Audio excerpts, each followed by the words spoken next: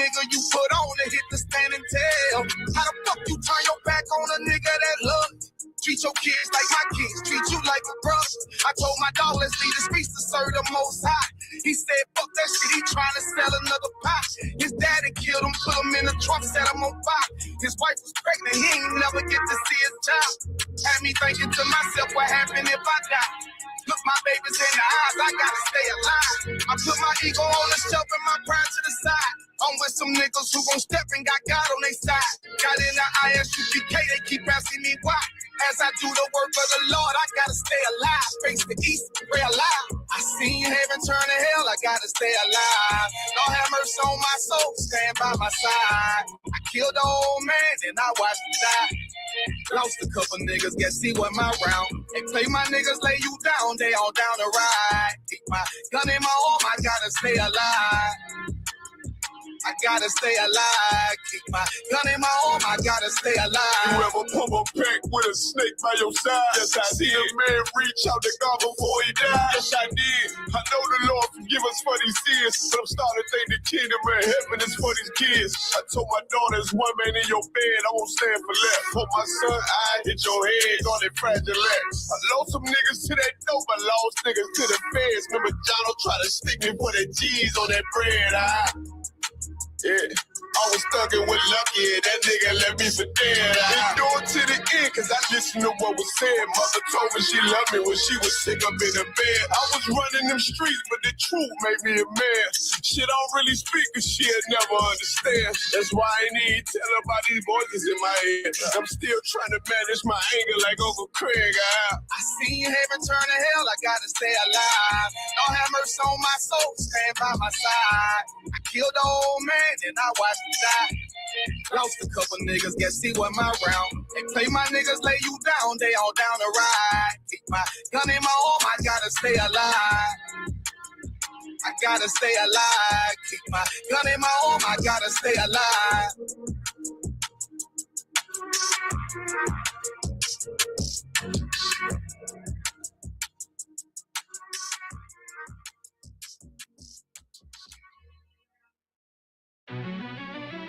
Yeah. Cold shit.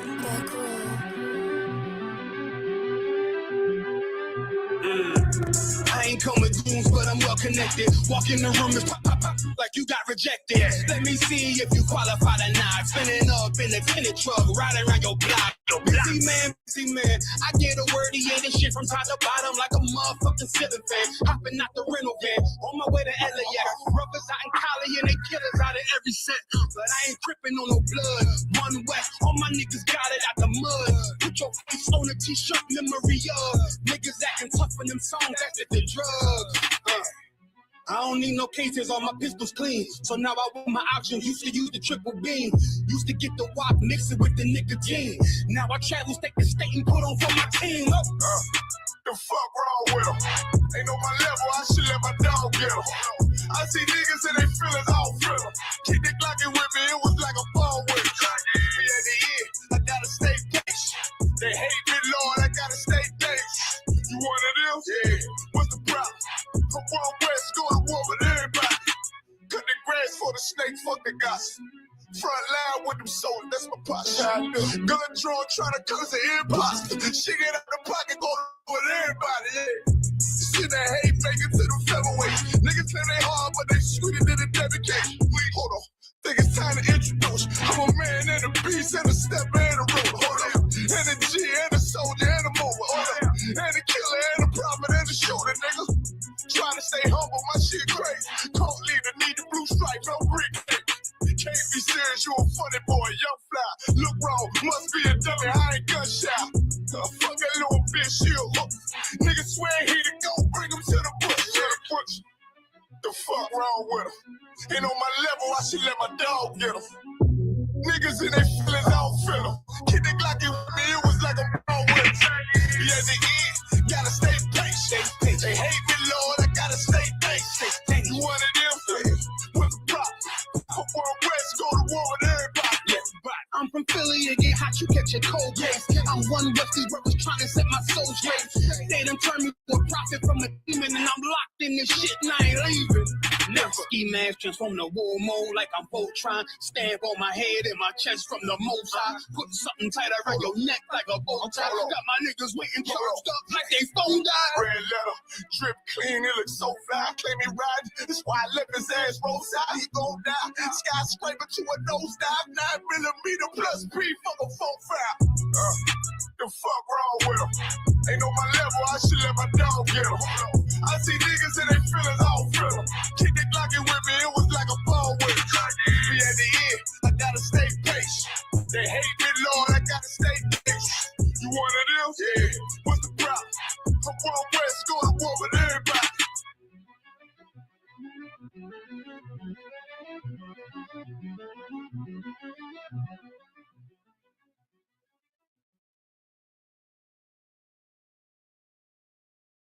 Houston.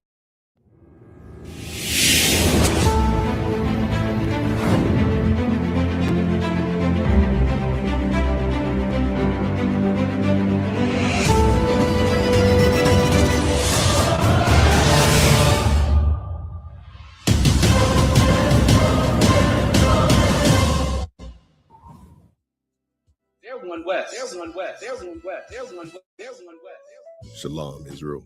Welcome to the Lord's 57th annual Passover, hosted by no other than Commanding General YAHANNA of the I.S.U.P.K. There's been an update.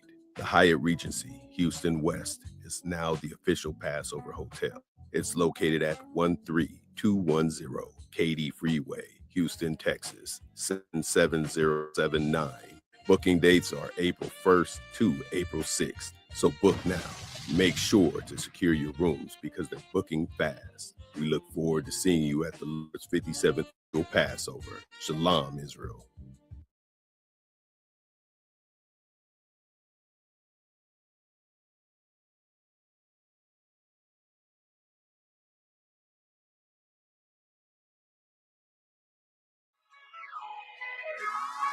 Look at this song.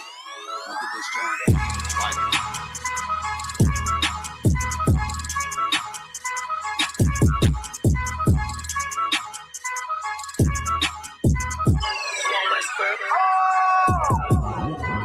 First star, I'm really that nigga. Truth be told, I'm a noble figure. Local niggas, they be so offended. What much word, it's global business. Hold on, let me ask y'all a question. All y'all niggas in the same school and all that? Hell, fuck yeah. So now y'all niggas smoke weed? Fuck no. Don't fold if you say you win it. I was voted to it, now I'm it. Can't control, just the highest limit. Killing shit, or just an honest living. Gotta get it, ain't no time for wishing. The time is now, better pay attention. In my city, you can feel the tension. A terror squad, no pun intended. This ain't for you, but I recommend it. They know we coming, better clear the entrance. Shit get deep, but I keep digging. This how I look when you keep winning. Over time, I had to take the hint. Shine bright, sit behind the scenes. 1-on-1, I ain't in the mix. Ain't what you thought, get a glimpse. Up from a pedal bike, pressing brakes I ain't never liked. Whole time I was taking risks. They don't play with me cause they know I'm going nice. Round 4, I ain't even started. Transform, I ain't here to bargain. You're on watch, better move with caution. Chains on me, I don't do this often. No error, this shit's flawless. Reach for it, you become a target. It ain't worth it, better keep walking. All I know is survival. All this fashion is tribal. Want the head of my rival. This about to go viral. Say the word, then it's fine, no. To get the moving like Brian, so I'm just living my title. Do this shit with my eyes closed. All I know is survival. All this fashion is tribal. Want the head of my rival. It's about to go viral. Say the word, then it's fine, no. Get the moving like Brian, so I'm just living my title. Do this shit with my eyes closed. So I wanna hear all that street shit. Me and my niggas on G-Fist. Wonder who I was in my past life.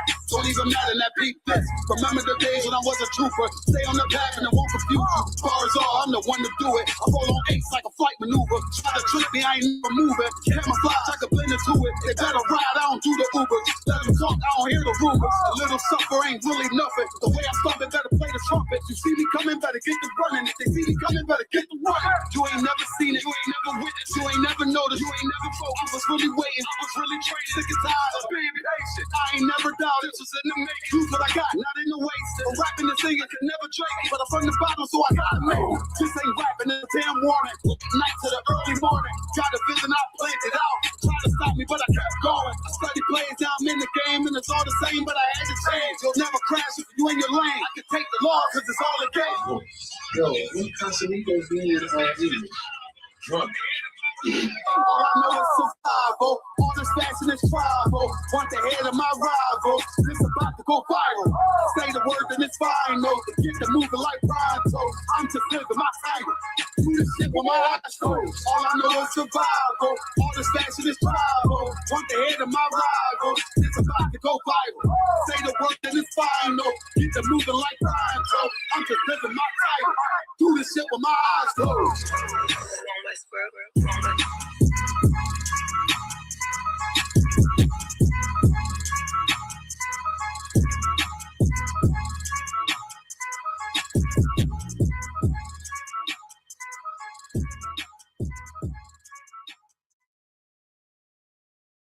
Shalom, Israel. I hope y'all ready because it's almost that time again. And this year we doing it big with the Passover week kickoff. Yeah, that's right. We having a whole day of events to start off the 57th annual Passover week the right way.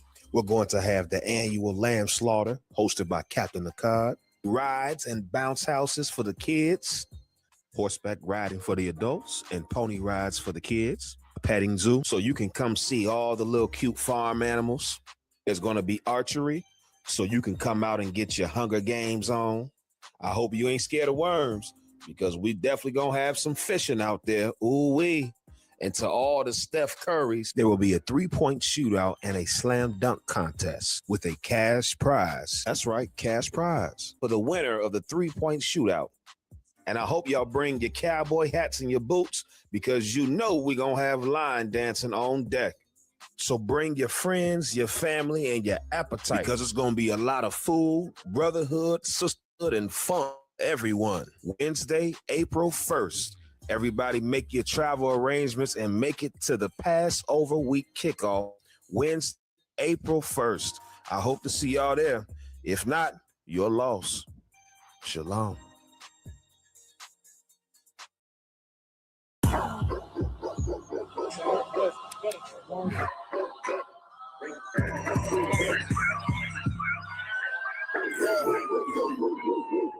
Let's get right to it, dog. You know it's raw. But let me catch you if you're showing off. I wanted to get you, I hold it off. Thought it was solid, but told it off. Running the field with the underdogs. Don't want to get involved. I can admit it. I know what it's. I'm not tripping. I got every group. Niggas a fumble a bag. I get to the cash fast. Got a salute. I've been a hustler. Look, I won't coming up. You running your mouth, better run it up. I'm running this shit like a big dog. Living my movie, they pissed off. Pushing the law because we in charge. They gon' play this in the synagogues. How do I feel? I'm feeling great. Bigger the problem, the bigger the plate. Making my move, that shit gotta wait. Ahead of my time, keep it in line. Put on their face. I just learned to keep it all to myself. Wait, a couple of niggas that hang with me that'll bang for me. If I'm doing bad, never change on me. We the sort of hurt. We don't motherfucking underdogs. We underestimated. You understand what I'm saying? I got tunnel vision. There's a bunch of ways I'm gonna get it. It's my way or the highway. You ain't fucking with it. Do what I say. Go about your fucking business. Make this money with you. I ain't fucking with no fucking children. If they not my own, going by myself. I'ma die alone. These bitches catch my waist. And more just hopping on. They hear what I make. It's turn them on. I think it's sorceress. The way they rock the bone. Black magic stick. They stopping by my home. When I'm not even home. I'd rather be alone. So I can concentrate. And I can see it wrong. I just keep popping shit. Cause I won't be here long. I'm hopping on the road. And get my knees along. She wanna drop it low. And get her eagle on. My new bitch bad as fuck. She look like me alone. I came up from the dirt. Was born under y'all. And just like I don't want. Said I just wanted ball. These niggas seasonal. I watch them leave and fall. The last gon' finish first. Cause we some underdogs. They say the first shall be last. The last shall be the first. Nigga, we won't lose. Nigga. Slide to the sunset, slide to the moon, dans sens. ghetto, then I got him, that's my doggy dog. Don't bark, gotta mean bite, we them underdogs. Over off the wire, 5 yards, I'm pressing all of y'all. 9 niggas up, now I'm director from a cat call. I don't give a fuck, you want beef, neck to all of y'all. UPK priest, so lace up boost, and it's time to ball. The clip name Wendy, all these shells, I'ma let them fall. Niggas think they better than like, who they think they better than? One West Soldier, best believe we got that metal. Last name Cannon, cause I still got them drummers in. Kept us at that trapper, hell yeah, I'ma let them know. Underdogs, you niggas tripping, we'll be popping or you sniffing. Real crafty with that smithing, locked in on the mission, rocking all out. Who to take the hop out, you be bitch, back 2 times, 9 o'clock, put your nickel.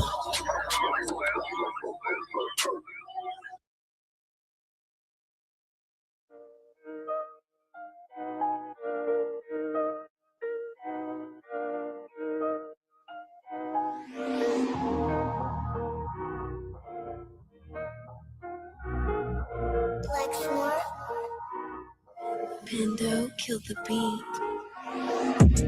I don't know who somebody need to hear this. Y'all don't speak Hebrew, that's Yiddish. How the fuck you try to label us anti-Semitic? We the Israelites, blacks, native Hispanics. The Germans get locked up for the Holocaust. Meanwhile, black people still up in the Holocaust. 100 million of us died in the transatlantic. 6 million died. Y'all want the world to never forget it. You can never be a Jew. You a Ashkenaz. This ain't a star dum-dum. A gun die or die. Yeah, Yeezy told the truth and got ostracized. Not one person in the Bible had on the yarmulke. We were slaves in America like we was in Egypt. Y'all don't even fit the curses in the Torah neither. Y'all was blind to the truth. I had to make it clear how Jerusalem, your land, your people came from Europe. That was 1947. Your menorah got 9 sticks. It's really only 7. Yeah, it's us against the world. Armageddon. This what happened when you inherit lies from your ancestors. Y'all the synagogue of Satan with them black hats. Your whole nation sitting ducks, Aflacs.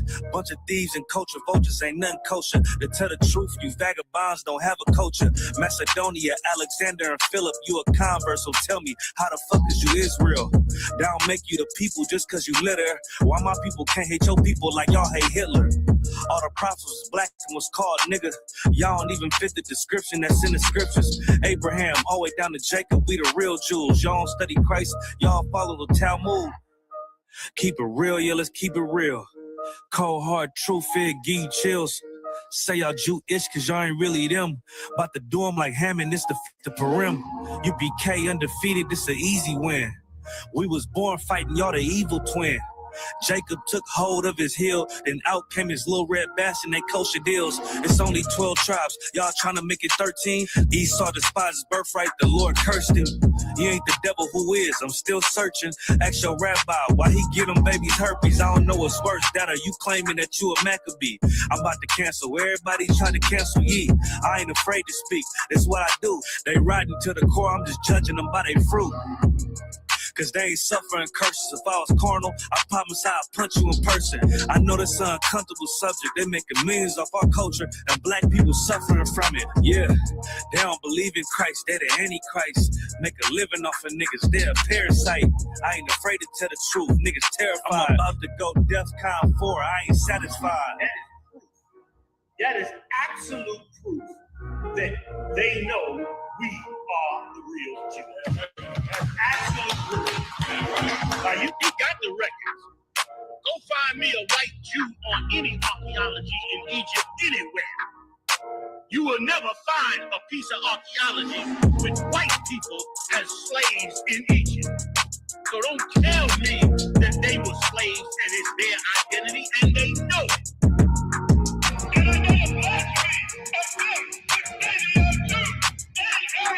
The Lord knows the blasphemy of you so-called white people that say you are Jews and you are not Jews. You are not the people of the Lord. You are not God's chosen. God's chosen people are living in the ghettos of America. God's chosen people are in poverty and depression in the streets of America. God's chosen people are walking around in America with no identity. Clap it up. Let's get it on. I'm going to answer all of your questions that you have online and in the room. Mi nombre es General Mahayamin. Estoy al servicio de el General YAHANNA. Somos la Escuela Israelita de Conocimiento Práctico Universal. Comenzamos en 1 Oeste Calle, 125, Harlem, Nueva York, desde 1969, debajo del mando el general YAHANNA. Carnales, esta es la verdad. Si tú eres hombre, español, negro, indio, nativo, tú eres Israel, el pueblo elegido de Dios.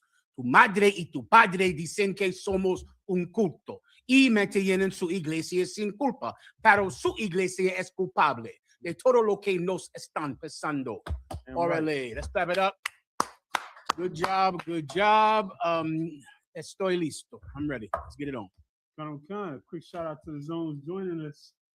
We got Pittsburgh here with us. Give it up for the Berg. I see you, Berg. Pittsburgh in the house. Always doing an amazing job online. So many of you UPK officers, man, are absolutely outstanding online. Denele un aplauso. Give yourselves a hand. Well said. Keep going. Chicago with us. Chi-Town. Give them a hand. Chi-Town. They're getting it on always. Go ahead. Milwaukee in here. Give Milwaukee a hand. Come on. Atlanta.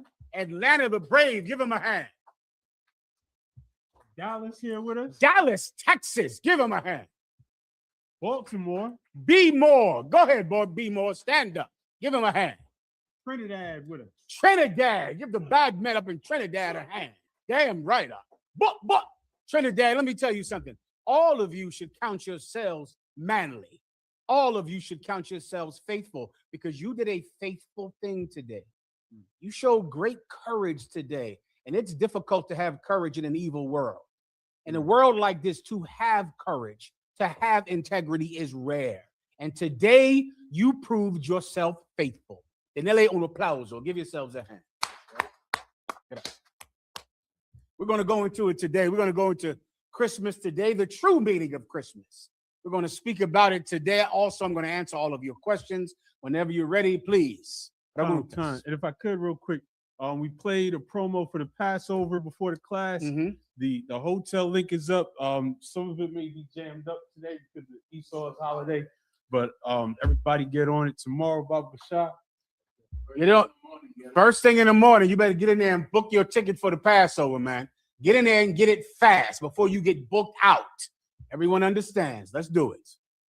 Yes, also, Levi, I left a paper in that room. Can you grab it for me? You might be sitting right on the desk, please.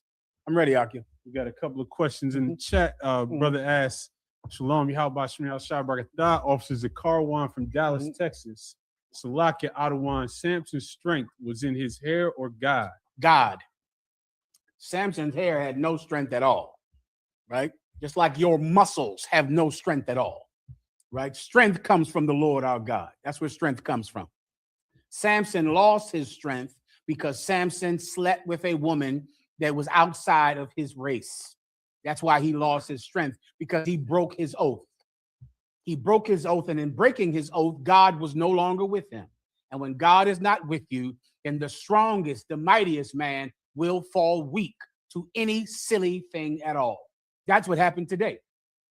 That's exactly what happened today. We as Blacks and Latinos, we wonder why we are suffering and dying and poor and lost. It's because we don't have strength enough to force the Lord God to be on our side and to be against our enemies. And then we wonder why every problem that exists destroys us. We can't survive here, and we think we just have bad luck. We think we're just born during the wrong time or born in the wrong neighborhood. Your problem is that you are born with no strength. If you could have strength, if you could have courage, what enemy could conquer you? You can't conquer a tree. You can't do it. You can't conquer Tinseltoe and Target. You can't conquer Christmas gifts. You can't conquer one day that requires any sacrifice of you. That's why God is not with you, and that's why God was not with Samson. Everyone understands. Anything else? Sir. A sister asks, Salakia General, sir, if I may ask, what is the school official response to people in the world, like neighbors, coworkers, etc., saying happy holidays to Wada in advance? No problem. Okay, what you want to do with happy holidays is just think about what you're comfortable with and what you want to say at the time. A thing that I always say is thank you. That's what I say. If someone tells me happy anything, thank you. Why? Because I know that they don't know that I am from the Israelite school of UPK. I'm one West, and I am a cult leader. They don't know that about me. And because they don't know that about me, I understand that when they say Merry Christmas or Happy whatever, I know it's because Christmas is all they know. They don't know of any Black or Latino men that don't celebrate Christmas, which is what you have to remember. And I remember when I was coming out the world, brother, some of you are going to go through this right now. You're going to be in court with your child's mother, and she is going to tell a judge, you do not celebrate Christmas. That is going to happen. And when it happens, it is stunning. It's like a stunning thing because you think, well, damn, there are Jewish people here in America, right? There are Muslims. There are atheists in America, atheists. But your baby's mother is going to tell a judge that you don't celebrate Christmas as if you are rebelling against the rules, as if you're breaking the law. Because in a Black or Latino person's mind, anyone that doesn't celebrate Christmas is doing something illegal. It is wrong. So I know that they don't know that their slave mentality just assumes I celebrate Christmas. So I just simply say thank you. If they delve any further and they ask you, what do you celebrate? I say, I celebrate Hanukkah. I'm from the Israelite school of UPK 1 West. Right. That's who I am. Now that you have to know, now you know. Now, if they want to know, they can know. If they're just being polite, then I just say thank you. And also, when they don't know who you are, they're stunned that you don't celebrate Christmas, blame yourself. That's what you should do. Blame yourself. Who understands why I'm saying that?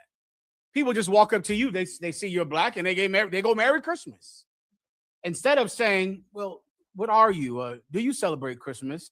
Instead of just knowing that you are one West, I always blame myself every time it happens. Who can tell me why? Ephraim? It's our job to teach them. Because it is my job to let the world know about the Israelite school of UPK under Commanding General YAHANNA. If I meet a stranger that doesn't know, then I am not up to task. And I just allow that to motivate me. I say, oh, they don't know. They don't know why I wear this shield. One day they will. I remember, brother, before the internet, no one knew what a Hebrew Israelite was. No one. It was absolutely a Hebrew Israelite. What is that? What are you? What does that mean? And we had to push and get arrested and go out on street corners and fight the drug dealers and the cops on the same day and push and push and push. Now we're at the point where everyone knows what a Hebrew Israelite is, but that's not good enough. That's not quite good enough yet. One day, everyone will know about the Israelite School of UPK from 1 West 125th Street, Harlem, New York. There will be no denying it. People will walk up to everyone and say, are you from the Israelite School of UPK? They'll say, oh, no, I'm not. They'll say, because that'll be all they know. They won't know about any other stinking fake Israelite group. They won't know about Muslims. They won't know about the Baptists and the Catholics. Until that day comes, I'll count myself unworthy. Preguntas. Next. Okay, sir. ATL has a question. ATL, you're up.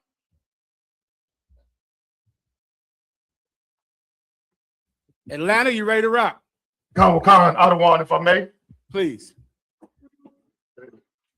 So I'm here with this young man, Jay, here, and I'm with my daughter and had a question about why do we burn the frankincense and myrrh on the altar during services? No, well, good to see you, young man, Jay. Congratulations on coming to class. Well done. So to go to, I believe, your daughter, she wants to know why we burn frankincense, why we burn the incense in the class. It's from the Bible. Someone just give it a precept. You can find these in the Old Testament and in the New Testament. When the Israelites had the temple that they built, first it started under King David, but King David could not finish it because he spent most of his time as king fighting for the throne. But his son Solomon was able to finish the temple of God. In that temple and in the tent or the tabernacle that they had before the temple was built, they burnt incense unto God. The incense we burn in specific are 2 scents, frankincense and myrrh. Frankincense is the bark of a tree in the Middle East, and myrrh is like a stone, right? A rock, and it comes from the Middle East. And the Most High said, this is a sweet scent unto him. The Most High God likes the smell of frankincense and myrrh. He likes it. And so he wanted us to burn it in the temple. And so we always burn it in the temple. That's the first one you need. Then I need what the Most High God said he was going to do with the smoke of the incense. And that should be the 2 precepts that will satisfy whenever you're ready. Exodus 30. Exodus 30. 31. Lana? Can you hear me? 30 and what? 30 and what? Exodus 30 and 6. Start at 6. Exodus 30 and 6. Exodus 30, verse 6. And thou shalt let Atlanta read it. Maybe he needs to. Atlanta, would you read it? So go ahead. I had a precept out of one. This is Exodus 30, chapter 30 and 1.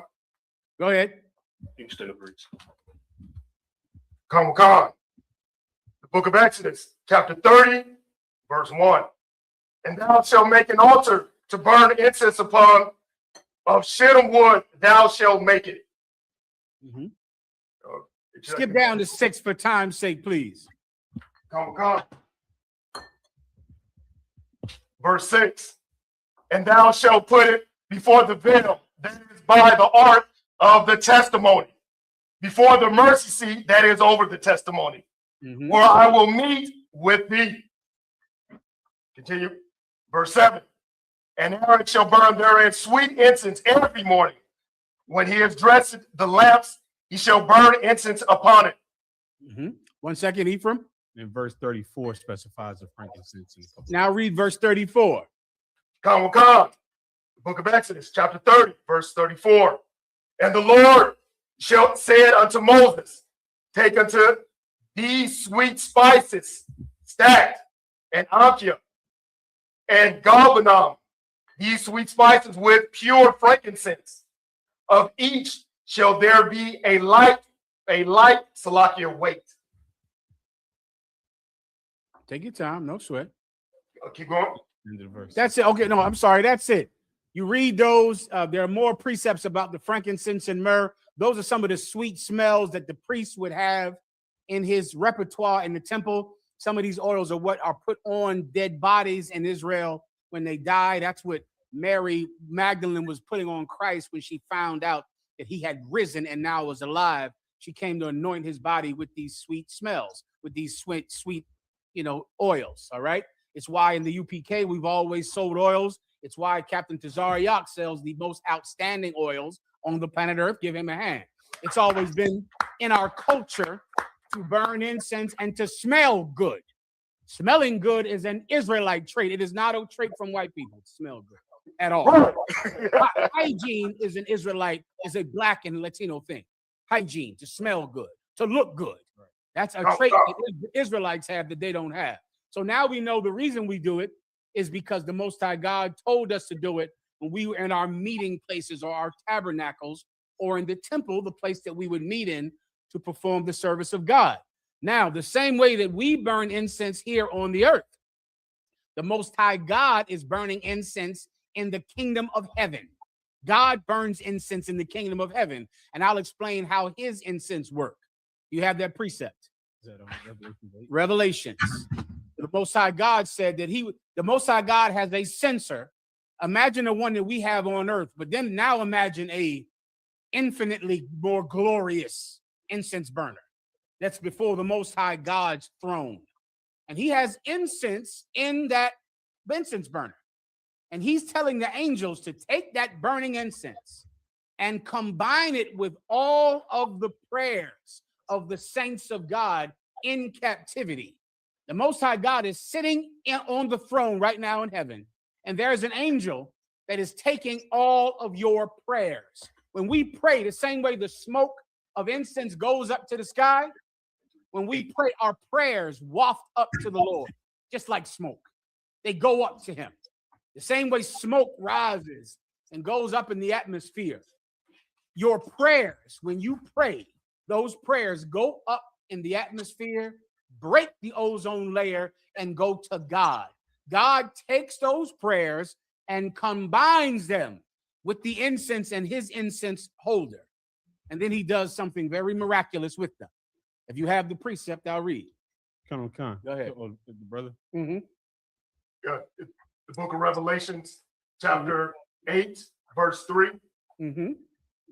Come. The book of Revelations, chapter 8, verse 3. Put a pot holder and put it here from now on. Sit it right on the pot holder so the brothers can use it. Go ahead. And another angel came and stood at the altar, having a golden censer, and there was given unto him much incense. Much what?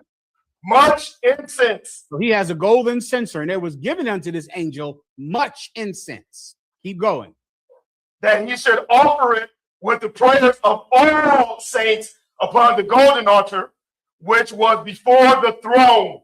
That he should offer these incense with the prayers of all the saints. Do you understand how powerful prayers are? Prayers are extremely powerful. Powerful as a weapon. That's what prayers are powerful for.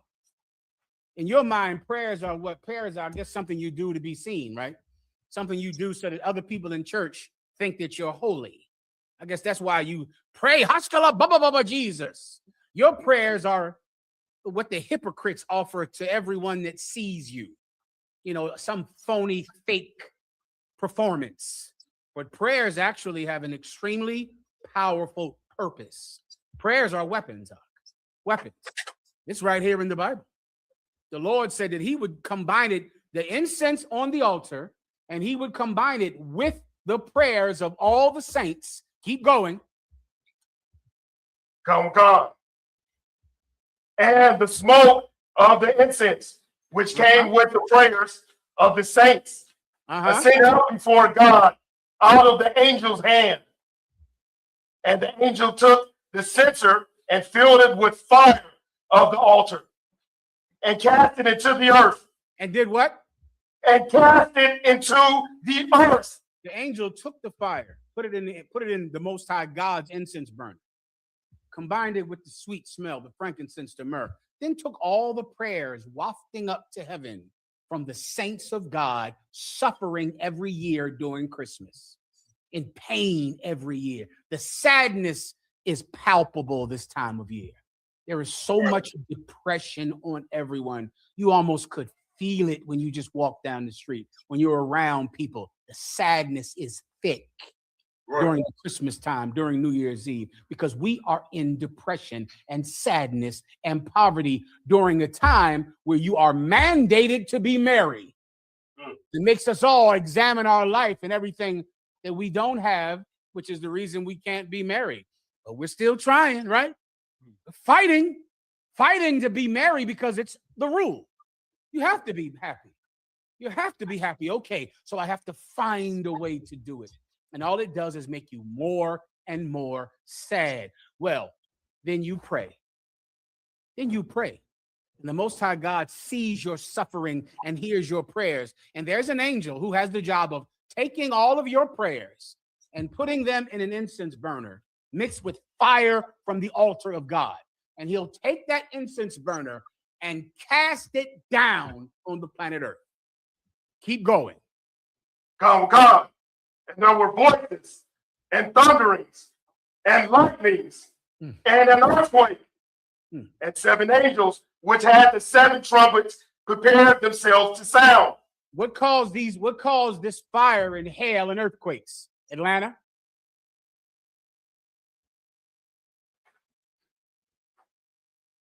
Atlanta, are you with me? Come. Did you hear about those earthquakes and all that destruction you just read about? Did you hear that? What caused it? You want me to tell you? Look, one more time. I'll give it to you, brothers. No problem. Your prayers. That's what caused it. The Most High God took your prayers, combined them in his incense burner with fire from his altar, and an angel threw it to the earth. And that's how Jesus Christ is coming back. because this world is going to be destroyed. And when I say this world, I mean this society.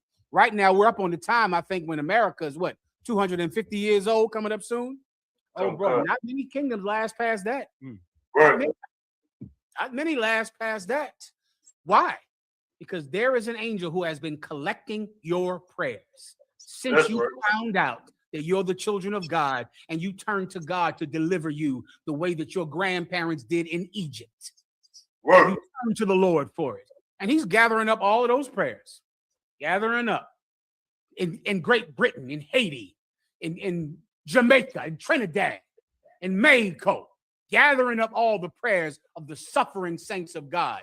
He combines them with fire from his altar and he throws it onto this earth and earthquakes and storms and fire, because the Lord thy God loves you. And you're going to be delivered with something that Christmas wants to take out of you, something that Christmas won't let you have, and that is righteous anger. Righteous anger is the privilege of the free. Free people are allowed to be angry, and this world won't let you be angry. And it's so ridiculous to me because you are off today. You didn't have to go to work today. Many of you got paid overtime that went to work. Other ones of you didn't have to go to work at all. Do you know why that is? Because someone had to protest and break windows to fight for you to get a day off on Christmas. You understand the irony of that? The irony of Christmas is, without anger, the white man would make you work on Christmas because he used to make you work on Christmas, like Ebenezer goddamn Scrooge. Go look at, what's that cat name who wrote the Ebenezer Scrooge? Dickens. Look up a Dixonian drama or a Dixonian life. A Dixonian life means a world where white rich men give you no mercy, no kindness, and they force you to work on Christmas. And you say, well, please, Mr. Scrooge, could you let me get off to see my little crippled son, Tiny Tim, on Christmas? Hell no, get your ass to work, Bob Cratchit. And you're forced to go to work.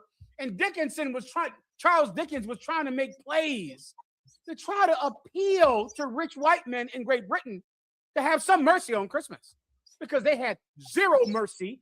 And not only did you have to work on Christmas, little broke-legged Tiny Tim had to get into work too. The children had to work. Do children have to work now on Christmas? No, because labor unions broke windows, got in fights, and picketed and were angry about children being forced to work. People had to go and picket and break windows and get in straight up and down physical fights with baseball bats.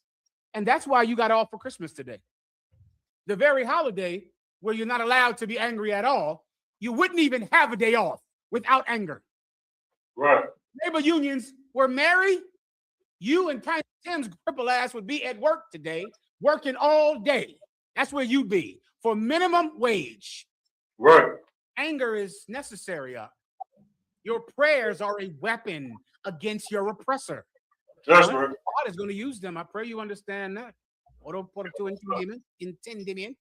I pray you understand. He's going to use your prayers. Anything else, Atlanta? The water out of water. I see the prayers in Revelations 8 and 4, exactly what you said, the prayers. I understand it now. The water out of water. Go, no problem. No problem. Anything else? No problem. Wrap it up. All right. That's Toto. That's it. Anything else? Come on. Please. Microphone. Question. Good to see you. I got a question in Wisdom of Solomon 18 and 24. I want a breakdown. He said, for in the long garment. Can we get them on camera when they read the question? If not, let me know. Long garment was the whole. I want to know that with that part. And in the 4 rows. Where are we at? This is Wisdom of Solomon, chapter 18, sir, verse 24. Can you give me 16? I'm sorry. Can you give me 2 verses up? Couple of 2 verses up. Verse 22.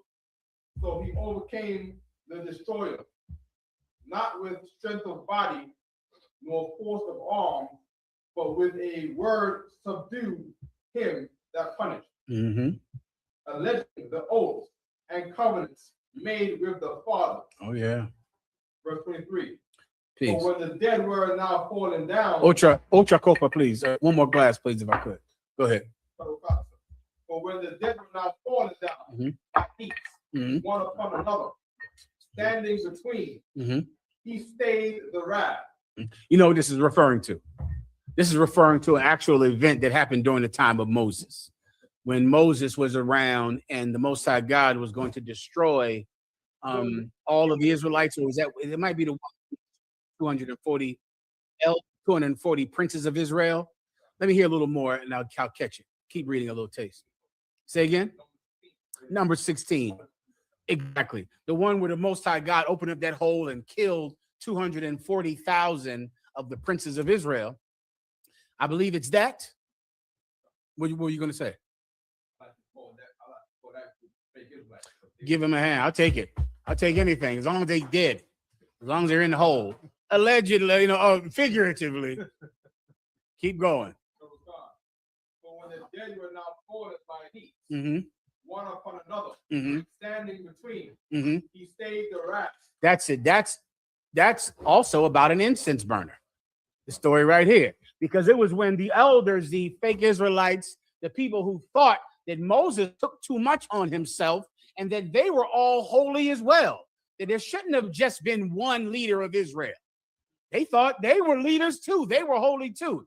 Moses said, no problem. If you believe that you should also lead, then you go get your incense burners, fill them with incense, your gold incense burners, and bring them before the tabernacle tomorrow.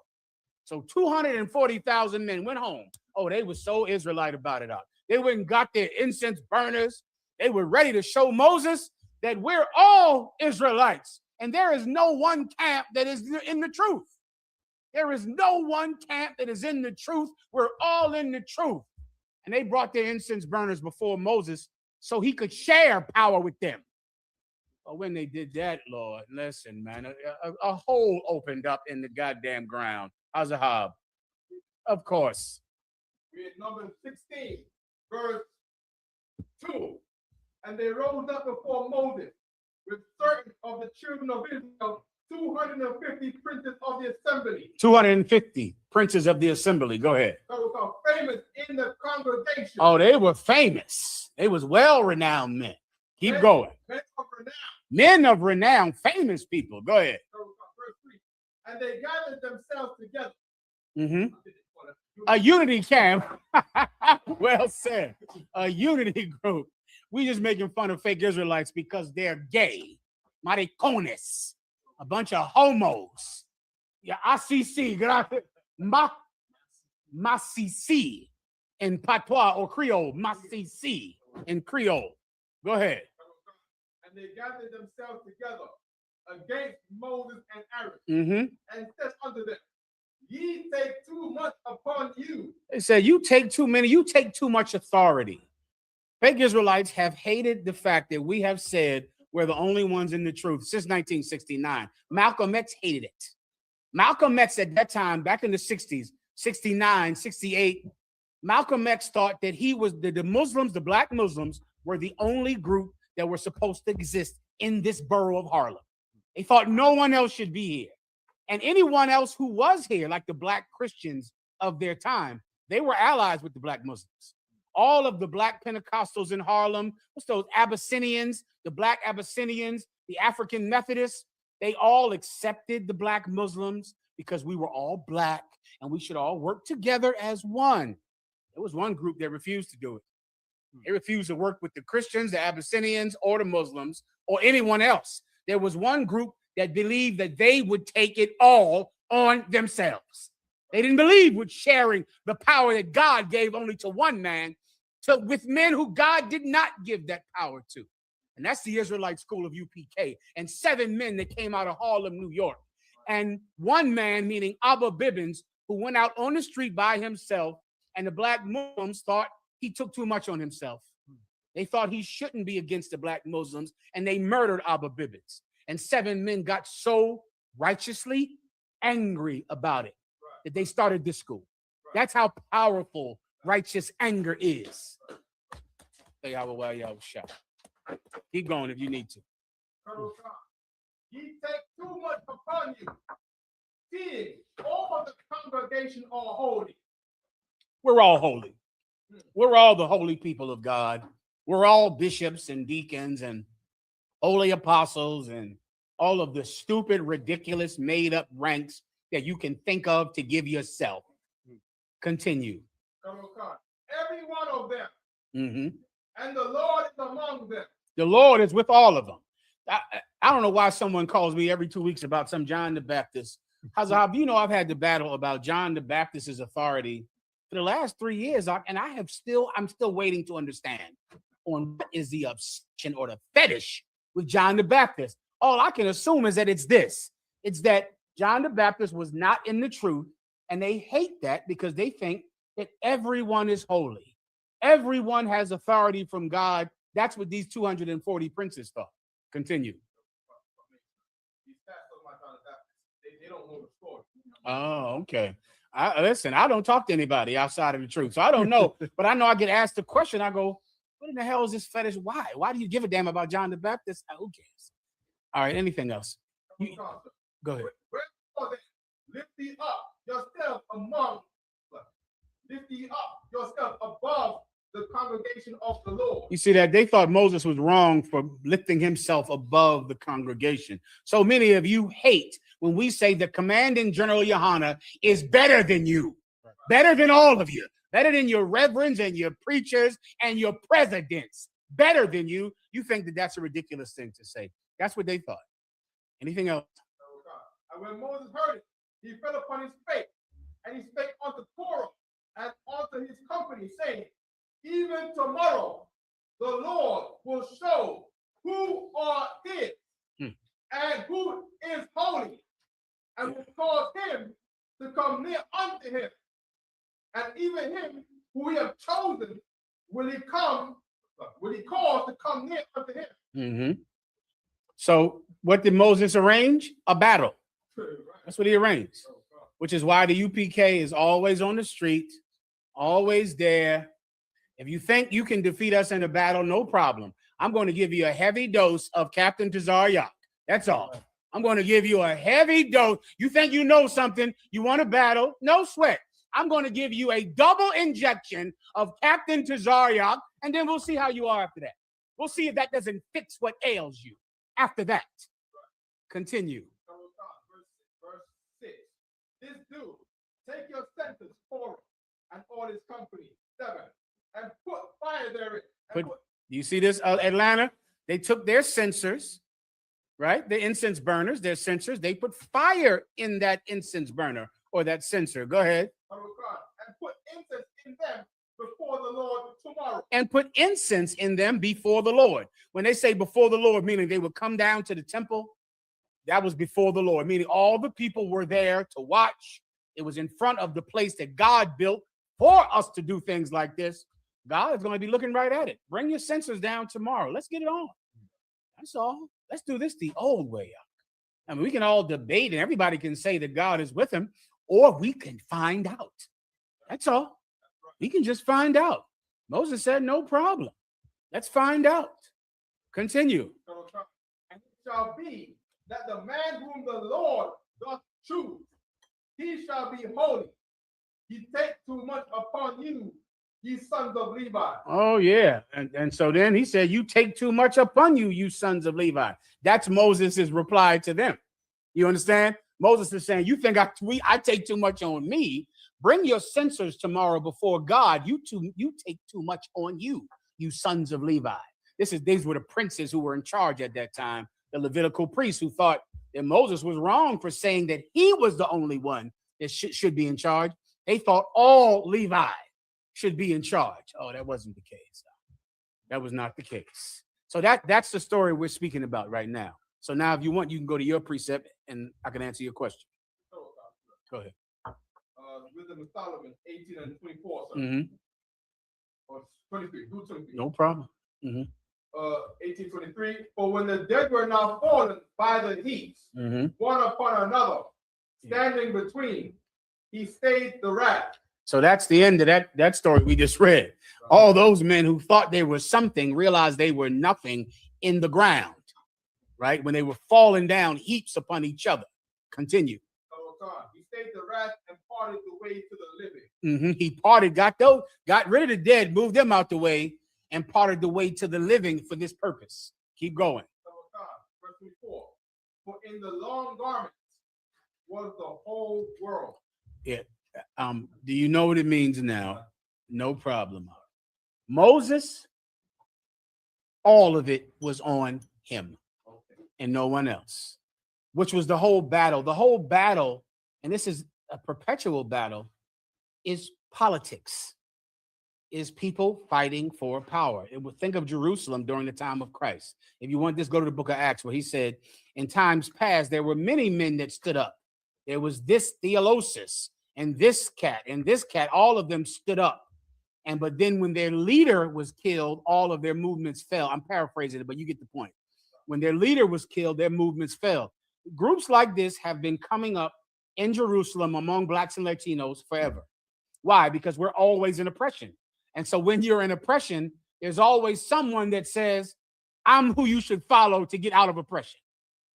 Today, you got the Muslims and this Christian and Tyler Perry, and now he's a black leader. And every nut is a black leader or a Latino leader that is saying, follow me and I will get you more rights. I will get you freedom. It was like that in Jerusalem. It was like that during the time of Moses. Everyone is always saying we're the one that you should follow. But here's the truth. Under that garment, the whole world is surviving under that garment. Do you understand now? It's just one person that's doing it. That's that. There are not multiple Israelite groups in the truth. It's what you would wish. Why does everyone want there to be more than one path to God? Have you heard that before? Oh my God. God doesn't just have one name. He's God no matter what you call him. There are many paths to God. We all can get the God of our understanding and the God we love. That is a beautiful thought. And do you know why it's a beautiful thought? Because it means we all can follow who we want to follow. And who do we really want to follow? Yourself. So you can. It's what the Catholics capitalized on. There was no Christmas until the Catholics made a pagan holiday acceptable to people who were not pagan. Acceptable. Because now, even though you worship a tree and a log, even though you worship Saturn and worship false gods, it doesn't mean you don't worship the same God as the people of the Bible. Because it's all of our God, no matter what you call him. The colony at Jamestown pioneered that for the Americans. The Puritans came over here and did not celebrate Christmas because it is pagan. But the Catholics made everyone's God acceptable. That sounds sweet because it means we all can unify. We all can come together. And if we all can come together, then we can all unify and fight God. We can all come together under the Tower of Babel and fight God himself with our unity. When really, integrity will counter unity. You just can't have unity and integrity. You're going to have to make extreme compromises to have unity. The Israelite school of UPK is not seeking unity. Abba Bivens damn sure wasn't. The 7 men that stood up after him weren't. We're not looking to unify all the religions. We're not Pan-Africans. Like every idiot form of rebellion is, let's unify all of Africa, even though none of them know each other or speak the same language and they hate each other. But in your mind, that is what is necessary. The Israelite school of UPK is not unifying people. We are going to champion the word of God and defeat everything else. That is that. We're going to war with the lies. In the end, the truth will win, and then we'll have a victory that will be everlasting. Everyone understands. That's the That's your story. That's your one robe thing, all right? You got to go back to the other one. It's talking about Moses, and there's no one but him, and there's no one but Christ now. You understand? The what? Please. Please to go if you don't mind. I appreciate it. Go ahead. Chicago has a question. Mm-hmm.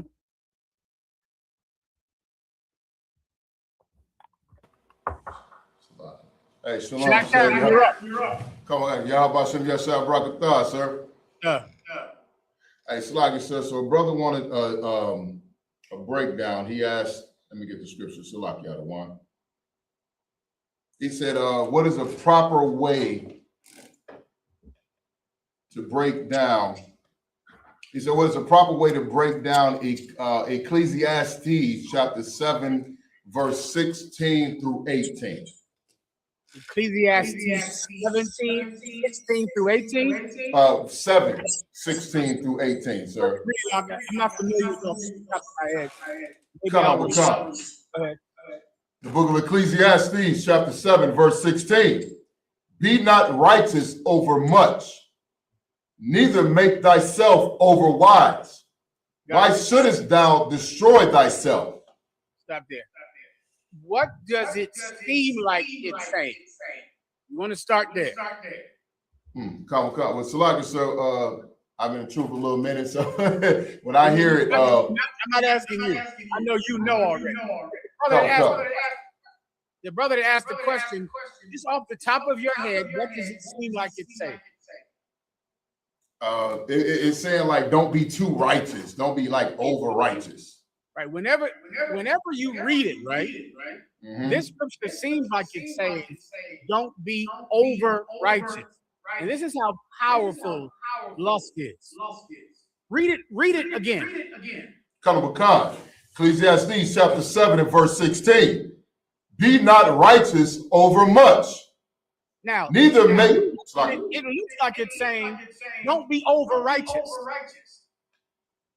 Do you see it? Does the brother see it? This one, I'm going to say over righteous. You read it. Don't be over righteous. Read it again. Be not righteous over much. Don't be over righteous. Don't be over righteous. Read it again. Be not righteous over much. Brother, when you read this precept, it's like the words switch. It's like you can see it say, don't be too righteous. Celebrate Christmas. Right. Don't be too righteous now. Y'all niggas is too righteous. You ain't even celebrating Christmas. What's wrong with you? Your mother said, come over for Christmas. You not going, you are overly righteous. That's not what it says. There's no such thing as being too righteous. How in the hell, what are you even talking about? That's not saying that. It's not saying don't be over righteous. It's saying don't be righteous over much. That is completely different. Now I just want you to break that down. The brother that asked the question, what does it mean not to be righteous over a lot? Don't be righteous over much. What does that mean?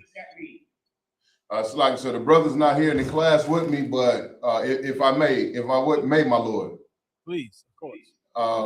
This is saying don't try to, for lack of a better word, micromanage things. Don't try to be over every aspect of everything to enforce some righteous rule or your view of righteousness over every single thing in life. Give him a hand. That's correct. Meaning this up. Okay, Paul is writing these letters to brothers operating and working in the work of God. And there are things in the work of the Lord that are your responsibility. Your woman is your responsibility, or your women are your responsibility. Your children are your responsibility. Your operation, your camp, your city, the thing that you're in charge of. That thing you have to be righteous over. You have to do it right. But you don't have to handle everyone else's business. You don't have to make sure that camp is right. That brother's house is right. That brother's children are right. That situation, you don't have to do that, nor will your effort work at all. Your effort, one of the biggest things I learned under Commander General YAHANNA, and it took me years to learn it, is that pure effort alone does not change someone else's life who is not giving it effort. It does not work. There were years I spent pouring my effort into some brother or some sister, thinking that damn near my righteousness would supersede theirs. I would push them into coming to Christ, push them into handling their business, push them into loving their husband, push them into loving their wife, push them into being a better person. And years later, I realized, oh, I'm being righteous over much. I can't stop them. I can't choose for them to do the right thing. Right. I'll do my job, and that's that. That's all. I've done all I could do. I'll handle what Commanding General Yahanna gives me to handle. Everything else is not my problem. Everyone understands. That's the point. Like, sir. And it says, neither make thyself over wise. Shouldest thou destroy thyself? What is over wise? Meaning, once again, I am trying to know everything. Everything you're doing at home. Everything that's happening in your life. Everything you're watching on your goddamn phone. You watching porno? I don't know. You're watching. But what are you doing? I don't know anything about it. I don't know what's happening unless you call me. Right. You get my point. If I get a call, I have to be involved. When I say call me, meaning the manager or Yahanna orders me to give a damn about you. Other than that, I could care less. Why? You will destroy yourself. Right. You'll destroy yourself if you've not been through the crack epidemic, most of y'all. So I can't give you that example of trying to get a crackhead to stop smoking crack. You know, brothers used to handcuff people to radiators, tie them up in the bed, tie them to the bed, lock the door to the house, barricade the door so that some crackhead could not get out the door. The crackhead will dig a hole through the ground like a goddamn mole to get out of those houses. The thing that people used to do to stop crackheads from smoking, ask some of your grandfathers the stories. It was an insane thing. I mean, tie them up. Tie them, I'm not exaggerating. I mean, tie them up. At night, tie them up. Because you in love with this woman and you love her and so I tied her to the bed and tied her to the radiator, and the bitch will chew her arm off like a raccoon to get out there and smoke crack. Sooner or later, you realize, you know what? That's not my problem. My effort will not get you off of drugs. I can fight. I'm not the one on drugs. So my effort is really irrelevant to this. I don't need to know. I'm not involved. I'm involved in what I have to be involved in. I'm told my responsibilities by Commanding General Yahanna. You'll be told your responsibilities from your camp leader. Handle those. That's all you need to do. Handle those. But handle them with all of your mother effing might. The thing you're given to do, you do that with all your might. Be righteous as you possibly can be over the things that you're given to handle. Everyone understands. Good to go, Chicago. Was that it? So like it, sir, it's a little bit more out of one, if I could, sir. Go ahead. So like it, sir. Verse 17. Be not overmuch wicked, neither be thou foolish. Why shouldest thou die before thy time? Read it one more time. Verse 17. Be not overmuch wicked. Now, translate that into today's terms. The brother isn't there. I'm sorry. That's like, sir. No, don't be in charge of much wickedness. If I'm in charge of much wickedness, what will I do if I'm in charge? Chicago. So like, if you're in charge of it, sir, you're gonna try to. It's wicked. It's right. wicked. So what will I do? So like, sir, you're gonna try to be the master of it, like the best. No, if I'm in charge, okay. I remember years ago, back before Shah was in charge of the Dallas camp in the Israelite school of UPK. I was getting constant calls about the camp in Dallas. Like they were the wickedest niggas alive. And there was just who knows what I'm talking about, raising hand. Oh, y'all don't know. Excellent. Our brothers are on your business under this Yacht. Oh, but other camps out there. Oh my God. Sir, what are you going to do about Dallas? Let me go to Dallas and kill them all. Let me handle them. What would I tell them constantly? Worry about your own camp. Handle that. You got a camp. Don't let me look up your camp, man, because I'll go look the thing up. And I will find something wicked about it. I can do that with anything. I'll find some stain in your camp, something. Don't you worry about Dallas. General Hazayan is in charge of Dallas. He's going to handle it. You worry about your own camp. Is the Dallas camp wicked? And I don't know unless Haz tells me. I'm not over Dallas. I don't know if they're wicked or not. General Hazayan said he got it. That's all. He said he's going to handle it. What did General Hazayan do? Do you know Chicago? Do you know what I'm talking about, Chicago? Khan Wakan, sir. Okay. You heard about this whole thing back in the day with Dallas. Khan Wakan, sir. Oh, my goodness. Well, they would call me about it. I say, listen, man, I ain't over Dallas. That's not my problem. My problem is answering the phone 24 hours a day and getting some idiot out of jail. That's my problem. Or stopping two idiots from killing each other in the house. Or going to court. I got to go buy another black suit. I need a black suit so I can have it ready for court. So I can walk up into somebody's court and try the best that I can to get some fool out of jail. Because problems are my issue. I handle problems under Commander General YAHANNA. As far as being over a camp or camps, that's not my job. All right, General Hazayan, that is his job. I'll just tell him General Hazayan has Dallas up. He got it. He gonna handle it. General Hazayan handled Dallas. Is Dallas in the class today? Dallas, you know what I'm talking about, right?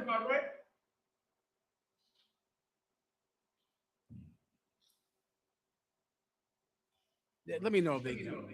You get the mic. You know what I'm talking about. General Hazayan handled that problem. Did he not? General Hazayan went there, got Shad Ya'ala, put Shad Ya'ala over Dallas, went and got him a new building, and Dallas is doing just fine. Give Dallas a hand. That's a good example. You don't have to worry about some camp that's not yours. You handle your business. Dallas handled their business under General Hazayan, and now Shad Ya'ala. Handle your business and shut your effing mouth. Right? Everybody, to paraphrase, to make it, succinct for you. Mind your effing business. Handle yours. Is there anything else?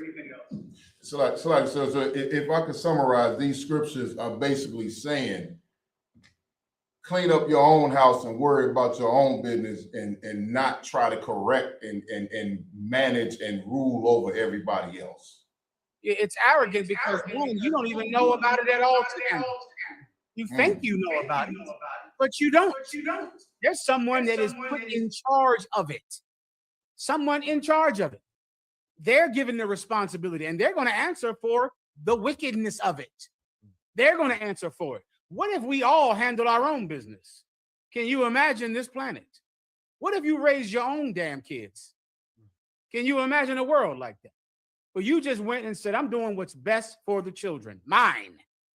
What if everyone did that? Listen, we might be able to get up out of here. Everybody understands? Anything else, Chi-Town?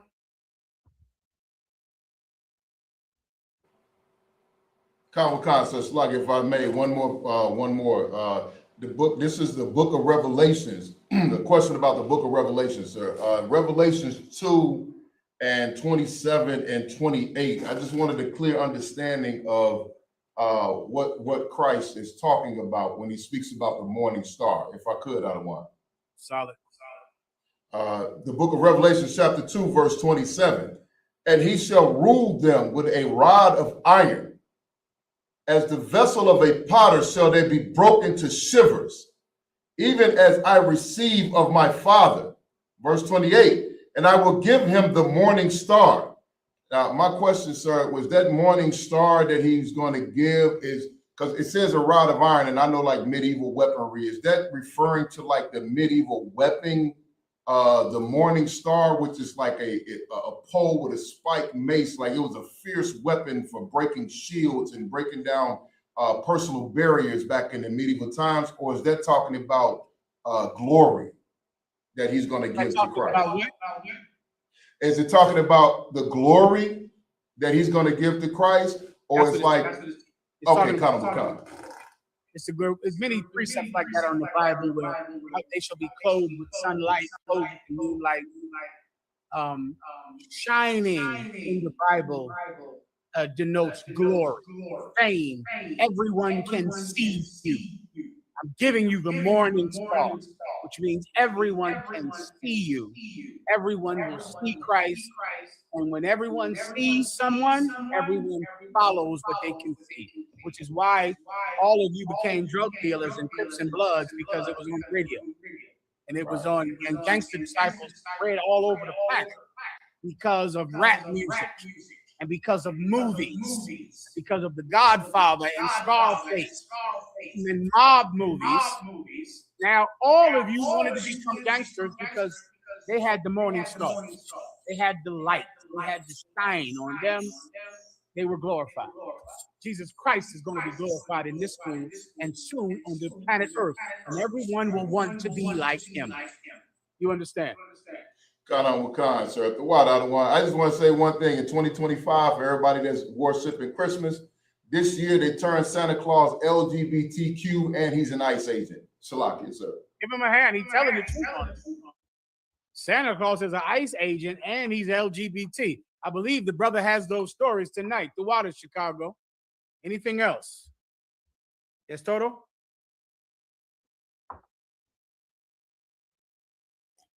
So if you wanted to preview what we're going into.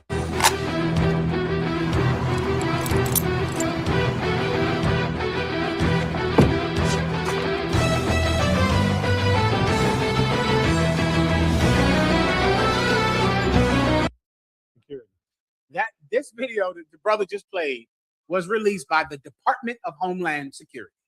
Santa Claus deporting Latinos out the country. Let me tell you, we're going to go through so many of these videos tonight, right? I'll go into it later. This is so cruel. I can't deal with it now. Let me finish the questions and then I'll go through it, all right? Is there anything else? So we have some questions in the chat. Please. Sister asked, Salaki, sir, if I may, once we're in the kingdom and this world is destroyed, will the celebration of the destruction of this world replace the Passover that we observe?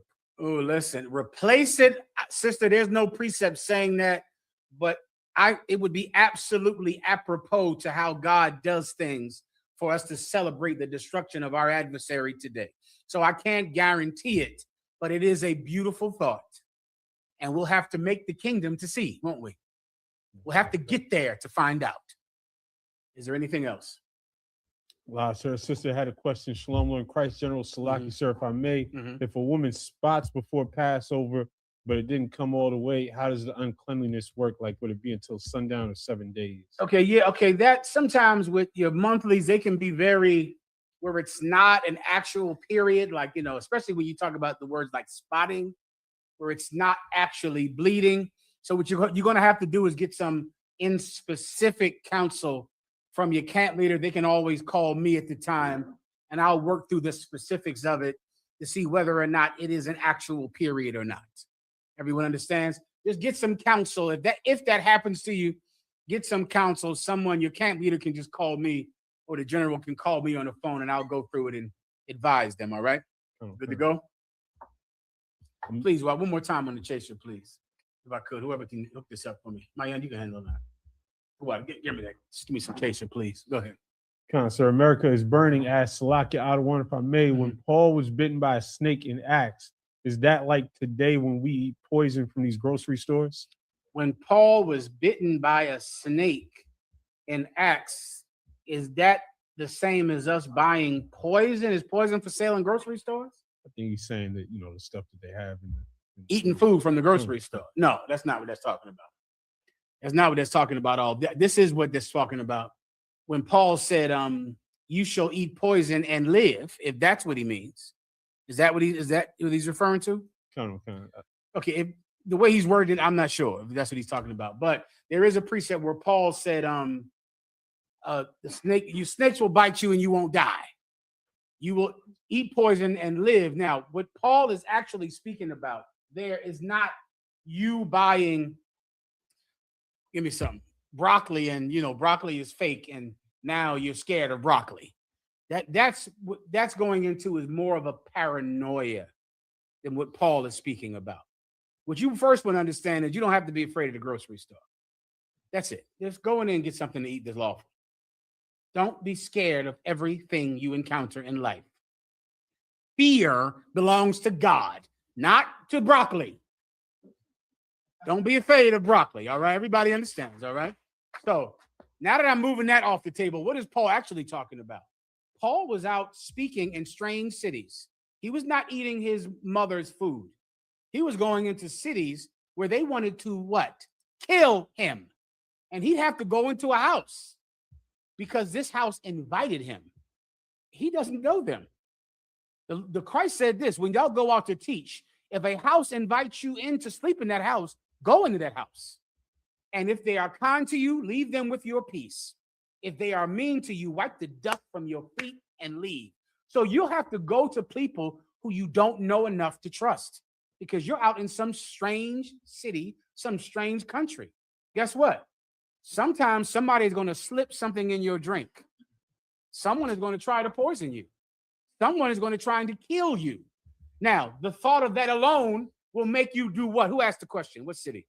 A brother called America is Burning. America is burning. If I know that if I go travel to Honduras or Jamaica or Haiti or, Great Britain, meeting strangers, if I'm afraid to eat when I'm there, what will I naturally do? Did someone else answer the question? Ephraim. Star. Stay home. That's what fear will make you do. Fear will say, well, I'm staying home right where I'm from. I'm not going out there to eat with them strangers. They might kill me out there. They might poison me.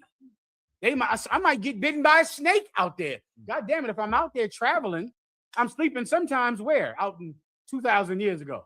I'm sleeping in a tent outside. That's where I'm sleeping.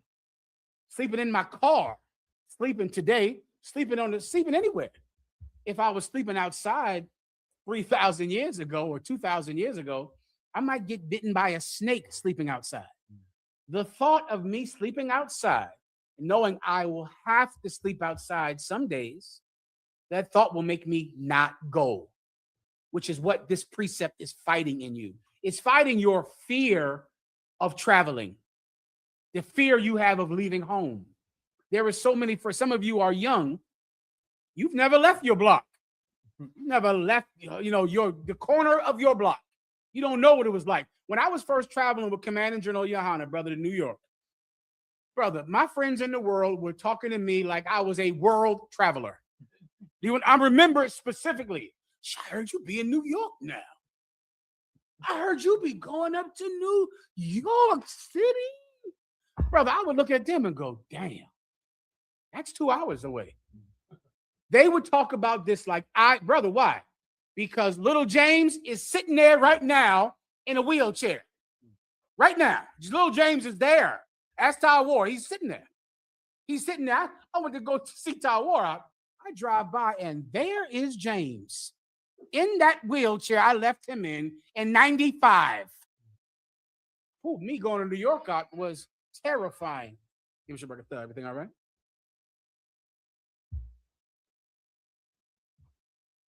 I'm in the middle of a class. Is something that you in an emergency? That's all right. SHALAM, Israel. I hope y'all ready because it's on. Brother, it was, it's scary to leave home. Paul is saying, don't be afraid to leave home. If you get bitten by a snake, you're going to live. Somebody tries to poison you, the poison will not kill you. Why? To fight the fear that stops you from leaving home, which is why you don't want to look at this like, you don't want to be afraid to go to your supermarket.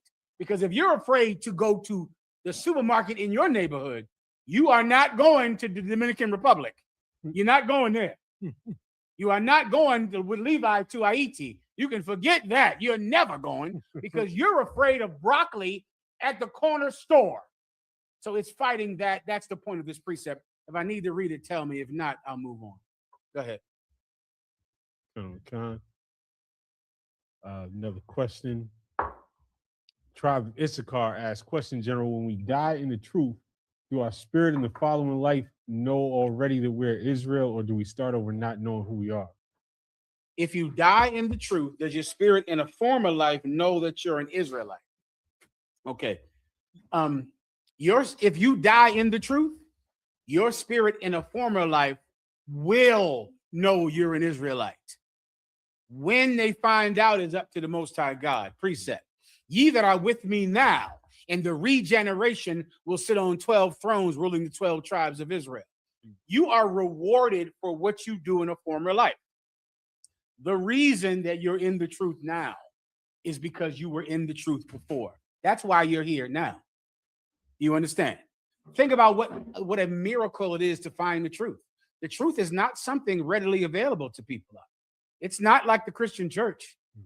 It's not on the radio, the TV coming out the walls. You send your kids to school at 6th grade. The teacher is making them draw Santa Claus. The teacher is making them draw candy canes and Santa Claus and the trees, which means you don't even have to be Christian to be Christian, because whether you are Christian or not, here's a Santa Claus for a 6-year-old. Here's the Easter bunny. To find the truth, how did you do this? Es milagro. It's a miracle that you found the truth. A miracle, because you found something that is so hidden. It would have to take supernatural intervention for you to find the truth. And you found it. You found it because you had it before. So you're in the next life, if you die before Jesus Christ comes back, you're going to find it again. Maybe you'll be born into it because your parents will be in the truth. Maybe you'll find it again just like you found it this time. What we should do is work towards the day coming when everyone will be in the truth. Everyone, whether they like it or not. Is there anything else? Wow, sir, that's all on that. I believe it was a follow-up to the question a minute ago. A brother asked, lock it out of one, if I may. If a sister is on her menstrual cycle, is she not able to attend the entire Passover? If a woman is on her menstrual cycle, she's unclean for whatever amount of days that the Bible says she's unclean. So I believe it's 7. If you're unclean, just a normal menstrual cycle, you're unclean for 7 days. I believe that's right. So if the Passover is on within those 7 days, you can't come because you can't be around the people in the Passover. You can't come to that holy place during an unclean time and make those people unclean. So if it happens during that time, you're unclean. Good to go? Come on. Next. Could be a good time to get into your topic. Sir. Let's clap it up then. Get it on. Okay, whenever you're ready. Colonel Khan, more from the DHS. They said you're going ho ho home. They had a lot of Christmas messages for the people. Wait a minute. Hold on. I think it went over my head. Read what it now. This is from the Department of Homeland Security, and this is their Christmas post. Read what it says. It says you're going ho ho home. You're going ho ho home. Can you imagine the kind of selfish pig you would have to be to celebrate Christmas after you read a post like this? Celebrating Christmas is an insult to the Latinos. You're insulting them. It's cruel to do it. And can you understand the absolute gall and arrogance that the Department of Homeland Security would have to think that you would still spend your money in America after they put a post out like that? Like, remember, this is the federal government, which needs you to spend your money on Christmas. They need you to do it. The government fails if you don't celebrate Christmas. And the Department of Homeland Security is not concerned at all that making a post saying you're going ho ho home might sour your mind to Christmas, because they believe you will celebrate at Christmas no matter how cruel they are. You will still do it. Play another one. This was today's Christmas message from the Department of Homeland Security.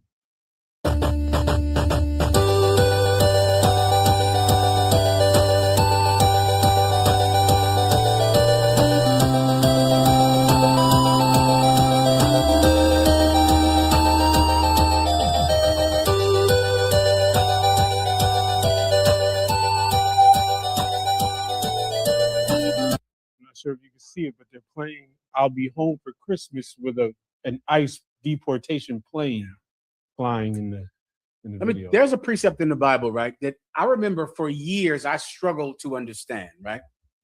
I would always ask Commanding General YAHANNA about this precept because I would struggle to understand it. Now I understand it.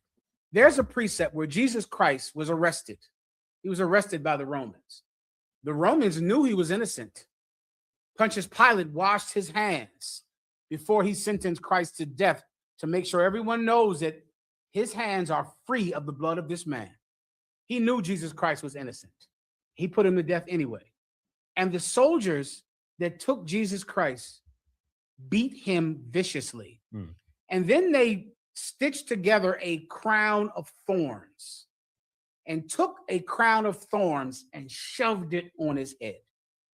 And every time I read that, I go, well, this is a man sentenced to death, meaning he's going to die today. Why do you feel the need to add this much pain to someone who is here to die anyway? You're about to give him the ultimate punishment, which is death. And I would read how they fashioned the crown of thorns and go, I don't understand. I don't get I'm killing him. He's dying. You know, you ever see, I watched a ton of old movies trying to research white people and white mentality. White mentality comes from Western movies in America. That's their entire mentality, Western movies. And so many times you see if somebody's about to die, they give them a cigarette. They hand him a cigarette, say, do you want a last meal? You know, what do you want to eat? They try to show him some kindness, seeing they're about to do something that you can't do anything worse to someone. So why not be kind to him? And then when I read stories about how they fashioned a crown of thorns and shoved it on his head, I try to understand it. When I watch ICE agents today, I understand it now. Those are the people that put a crown of thorns on a man's head who was innocent. They knew he was innocent and he was condemned to death, and they still had to hurt him. That is in the heart of white people. It's something so cruel, it's hard to understand because these people are already being deported. They've been here 20 years. They don't know anybody in Mexico. They don't know anybody in Honduras. They don't know anybody in Jamaica. You're already sending them back. Why do you have to laugh at them? Why do you have to do this to them? You're the people that put a crown of thorns on the head of an innocent man who was being condemned to death. That is what is inside of them. And it is rare only because the Lord God is going to put us in charge of this earth, or else that kind of, childish cruelty would grow to everyone. That is in the mind of white people. Why are you doing that? You're already deporting them. You're already taking away their life and their family. You have to sing about it and laugh about it. You have to. You're the people that put a crown of thorns on the head of Jesus Christ. You're the people that did that. Now, here's the last thing I still don't understand.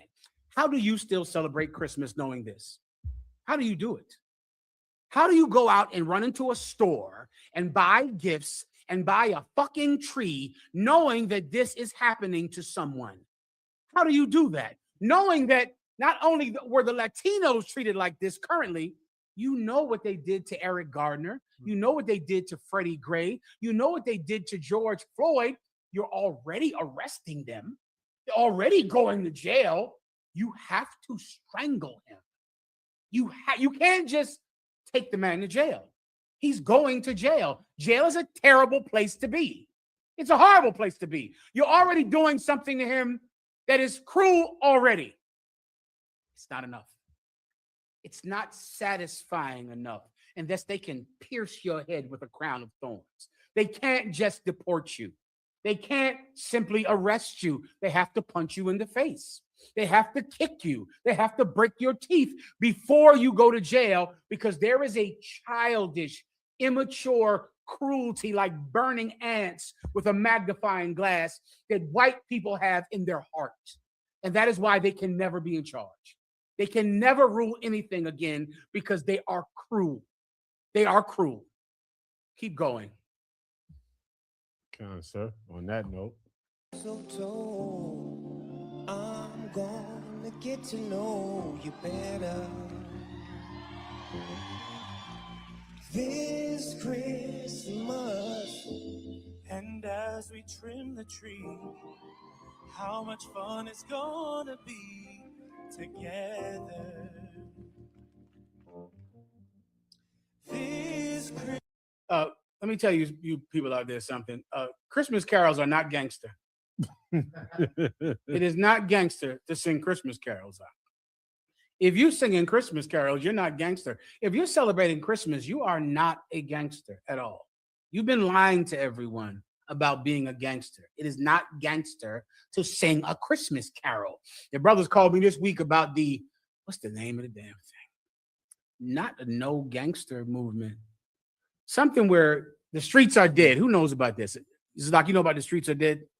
The streets are dead is something where, what is it?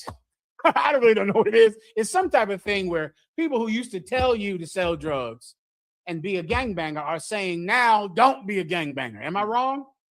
Is this like, am I right about this or not? Am I saying it basically?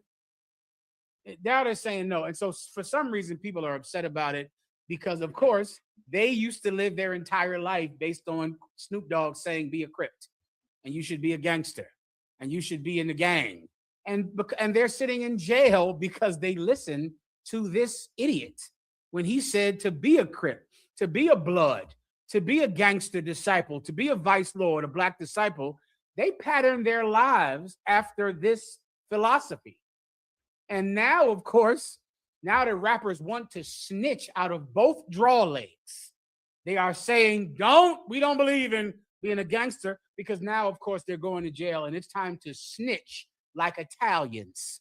And no one snitches more than Italians snitch. So now, of course, black gangsters want to snitch, so they're saying the streets are dead, which makes people sorry and angry if you based your life on what some rapper told you to do. Well, let me explain something to you that is hard to understand. Okay, the entire music industry, the financial district, the movies, the air is built to deceive you. And your problem is you are a fucking sucker for anything that feels good. That's your problem. You're a sucker.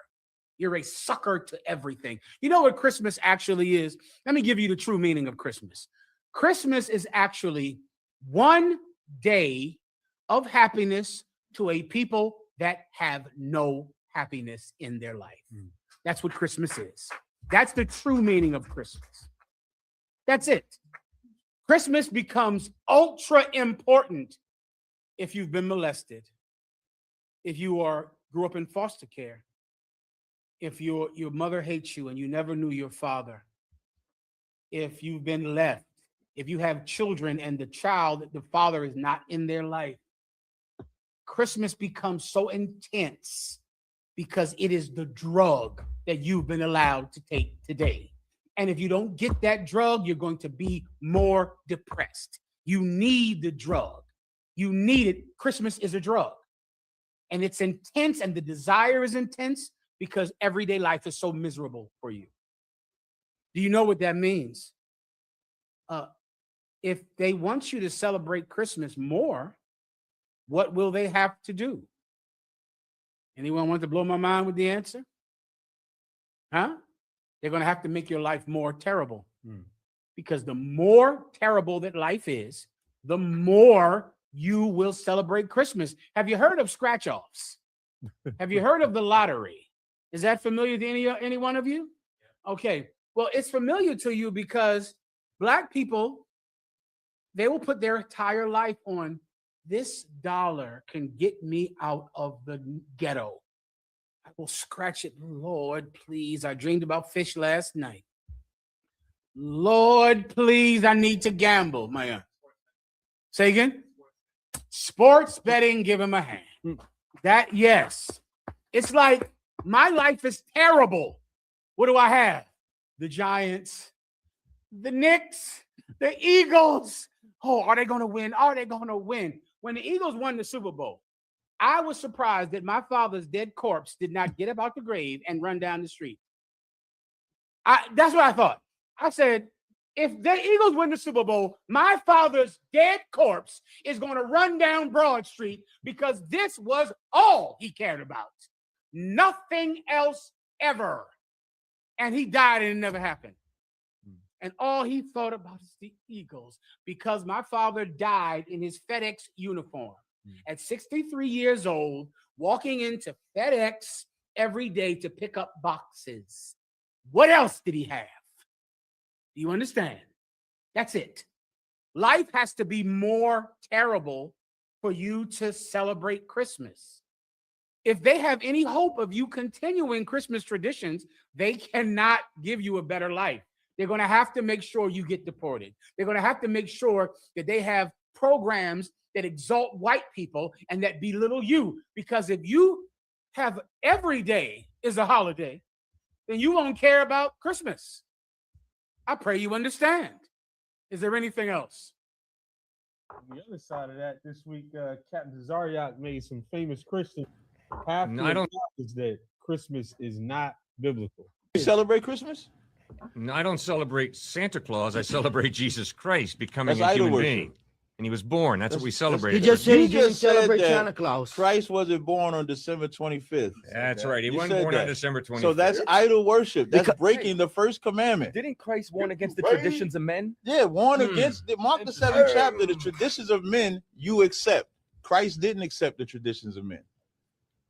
Damn. How do we accept the traditions of men? You celebrate Christmas. It doesn't matter if it's the 25th or not. If that's 1 out of 3.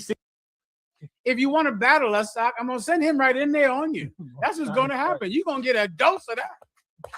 You're going to get an injection of that in your bloodstream, and then you'll decide it's not the best thing to battle us. You're going to get a heavy dose of Tazaryak. If I was you, I'd shut your mouth. That's correct. Captain Tazaryak and Captain Kaltazar are absolutely telling the truth. And can you imagine white people with their arrogance of education and how smart they act? They've never heard of this at all. They don't know anything about it because white people are ignorant. Why are white people ignorant? Because they don't need to be smart to succeed. That's all. Like you're sitting here, you got to be a goddamn genius to get out of the ghetto. You got to go get a doctorate, a master's degree, be first in your class to get a job. A white man, what in the hell does he need to be smart for? What is Christmas about? I don't know. Is Christmas pagan? I've never thought of it because I don't need to be smart. I'm a white man. Continue. Uno más. Even white people not needing to be smart. What's finger in Espanol? Finger. What's Creole? Duet. What's one? Un duet. Un duet. Merci. You good on this? Yeah, I'm good. No, we might as well go ahead. Go ahead. Please. More cup of ice is hielo. What's hielo? Hielo? In Spanish, I'm sorry. Hielo. Is that correct? Nobody speaks Spanish in there. Ask someone online. Hielo. Oh, hielo. What tribe are you? ¿Cuál es tu tribu? Ephraim. Give Ephraim a hand. All right. Hielo. Go ahead. That's ice. Go ahead. Yes, sir. The Equal Employment Opportunity Commission posted this video this week. Chair of the U.S. Equal Employment Opportunity Commission. Are you a white male who's experienced discrimination at work based on your race or sex? You may have a claim to recover money under federal. If you can turn it up for the people in the room, if they can hear it online, if not, I'll tell everyone in the room what you're saying. Because good Lord. One more time. Go ahead. I'm Andrea Lucas, Chair of the U.S. Equal Employment Opportunity Commission. Are you a white male who's experienced discrimination at work based on your race or sex? You may have a claim to recover money under federal civil rights laws. Contact the EOC as soon as possible. Time limits are typically strict for filing a claim. The EOC is the federal agency charged with enforcing federal anti-discrimination law against businesses I'm going and to other stop private. you. That is from the Bureau of Equal Rights. They put out a post today saying, are you a white man who has been discriminated against? Goddamn. Are you a white man that has suffered discrimination? That is what the Bureau of Equal Rights put out today, right? It's important in Christmas to understand this about white people. White men are extremely fragile because white men are insecure sexually. This is something that most of you don't know about white men. You'll have to research this to notice about white men. White men inherently feel inferior to blacks con Latinos. They feel inferior. And their money does not help them feel equal to us. They're rich beyond belief. And they still every day think black men are better than me. My white woman wishes she could have sex with a black man, wishes she could have sex with a Latino man. And that feeling drives them to oppress us. The Equal Rights Bureau, can you imagine this entire country is set up for white men to exceed everything.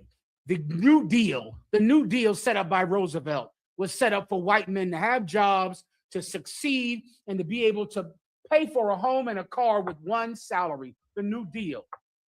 The GI Bill was set up for white men who came home from war to be able to pay for everything alone.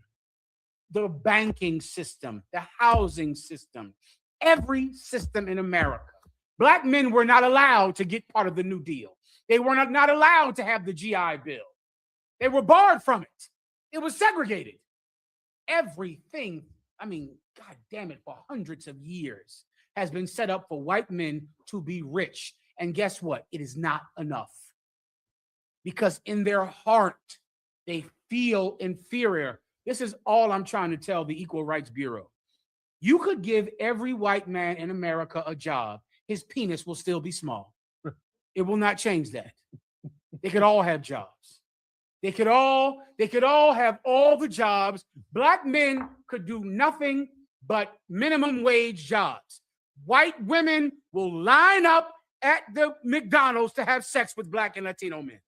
That's what's going to happen.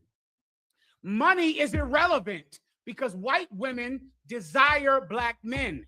White women desire Latino men, and that is killing white men. It's making them feel inferior. Here's what you have to do. You have to accept your inferiority. You cannot fight it. Fighting it will not work. It won't work. That idiot Charlie Kirk said, whenever I fly in an airplane, if I see a black pilot, I'm afraid. Since Charlie Kirk got his neck opened up, planes are dropping out of the sky like flies. Planes are crashing all the time. I don't recall any time where plane travel was not considered the safest form of travel until now. Now, in every plane, somebody died 2 weeks ago. Some plane is crashing all the time. All of the pilots are white. All of them are white men. Don't you see? If you did not allow black and Latino men to fly planes, before you know it, so many crashes would make you force black men to fly planes. How do I know that's true? Who knows history? And it happened in history. I'll give you a few seconds. You're from Harlem. You should know what I'm talking about. Have you heard of the Tuskegee Airmen? Well, here's the story of the Tuskegee Airmen. White American bombers were getting shot down. 50% of them were getting shot down when they went on a bombing run. 1 out of 2 was getting shot down. One day, Eleanor Roosevelt went to Tuskegee and saw these black pilots flying up and down in the sky as like a milagro, like a miracle. She said, I want to fly with them. The school said, hell no, you can't fly with them. No. She insisted, Eleanor Roosevelt insisted on flying with these black pilots. She got in the plane. They took her for the loop and the up and the down and the all around. They flew the plane like the Harlem Globetrotters played basketball. She landed. She called her husband on the phone, Roosevelt. And she said, I know you got a problem with these bombers making it to their sites without getting shot down.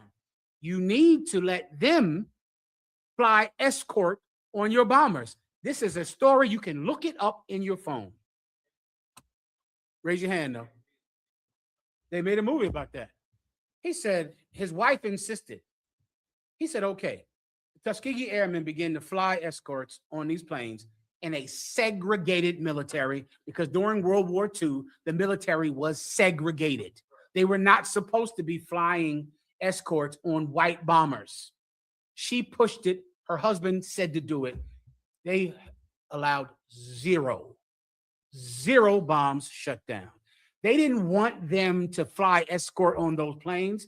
All of the shootings demanded it. Don't you see? If you keep blacks and Latinos out of industry, out of businesses, white failure will promote us. White people will fail so much, crash so much, they will be so terrible at it that before you know it, white people will go, let black people play basketball. That's how black people play basketball. Black people were barred from playing basketball. They weren't allowed to play basketball. They integrated the NFA, the NBA. There was a man named who played for Boston. Bill Russell. Bill Russell played for Boston, integrated the NBA. When he was in an away game, he came home and his own Boston fans broke into his house and defecated on his bed. You can go Google that. Boston fans. He played for Boston because they couldn't stand it. Defecated on his bed. He won 11 NBA titles. After that, they want nothing but black people in the basketball field now. They only want black people to play basketball. That's what's going to happen. It's like white failure. White people are so terrible at doing a job that once they do it, they're going to say, can we get some niggas in this job? Can we get some spics in here? Because we cannot grow food without Latinos. We can't do anything. We can't have a military. Can you imagine if Latinos stopped joining the white man's military? You would lose every war because Latinos are the driving force in the American military today. And when they come home from deployment, they get deported. That's what happens. White people, listen, I'm trying to help you. You know, I like my white friends out there. I like them. Yeah, I like them. They're funny. Have you seen Jerry Seinfeld? He's funny. Give me some more. I watch Seinfeld. Kurt Elling, he's one of my favorite jazz musicians. He's a wonderful jazz musician. Tina Marie. Give me some other nice white people out there. The ones that kiss our boots are my favorite white people. The white people that kiss our boots on the street. I have a lot of white people I like. White people, you have to accept Black and Latino superiority. You have to accept it. Not only do you have to accept it, but you have to encourage, actively and lawfully encourage our ascension over you. You have to do it. It is the only hope for white society. If you are white out there and you see that your people are cruel and they deport people and then make jokes about it, and you see that you're the people who would shove a crown of thorns on the head of Jesus Christ, you have to actively and enthusiastically support the ascension of Blacks and Latinos over you. It is the only hope that you have. I pray you understand. Is there anything else? Kind of to go with what you were saying, we have this clip of Sidney Poitier.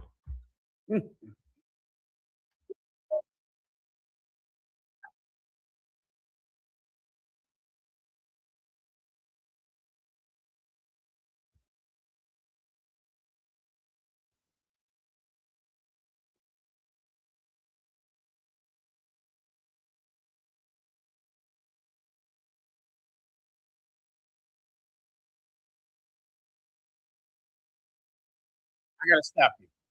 I got to give you the context to this movie. This man is called Sidney Poitier, and he made a movie called In the Heat of the Night, right?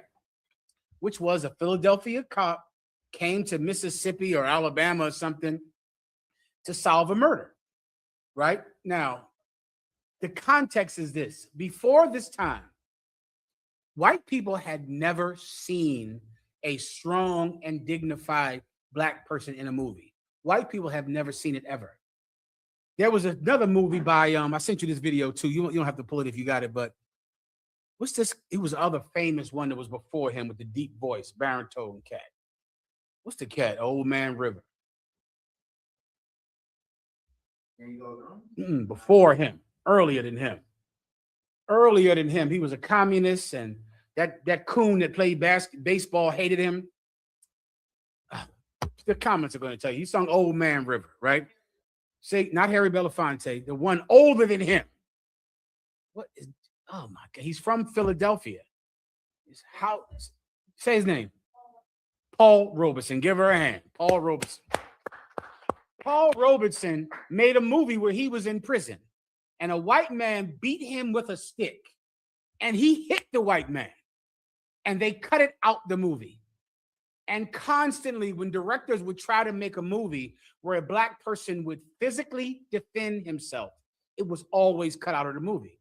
And the reason would be is that you cannot air this movie in the South, because this movie will never air in the South, because white men in the South can take a white man beating a black person, but a black person cannot defend himself.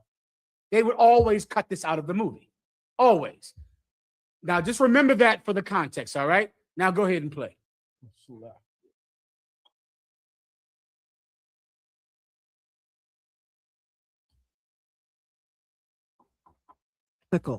you're pretty sure of yourself, ain't you, Virgil? Virgil, that's a funny name for a boy that comes from Philadelphia. What do they call you up there? They call me Mr. Tibbs. Take Virgil Tibbs, a Philadelphia homicide detective who reluctantly helps a small-town police chief in Mississippi, played by Rod Steiger, solve a murder.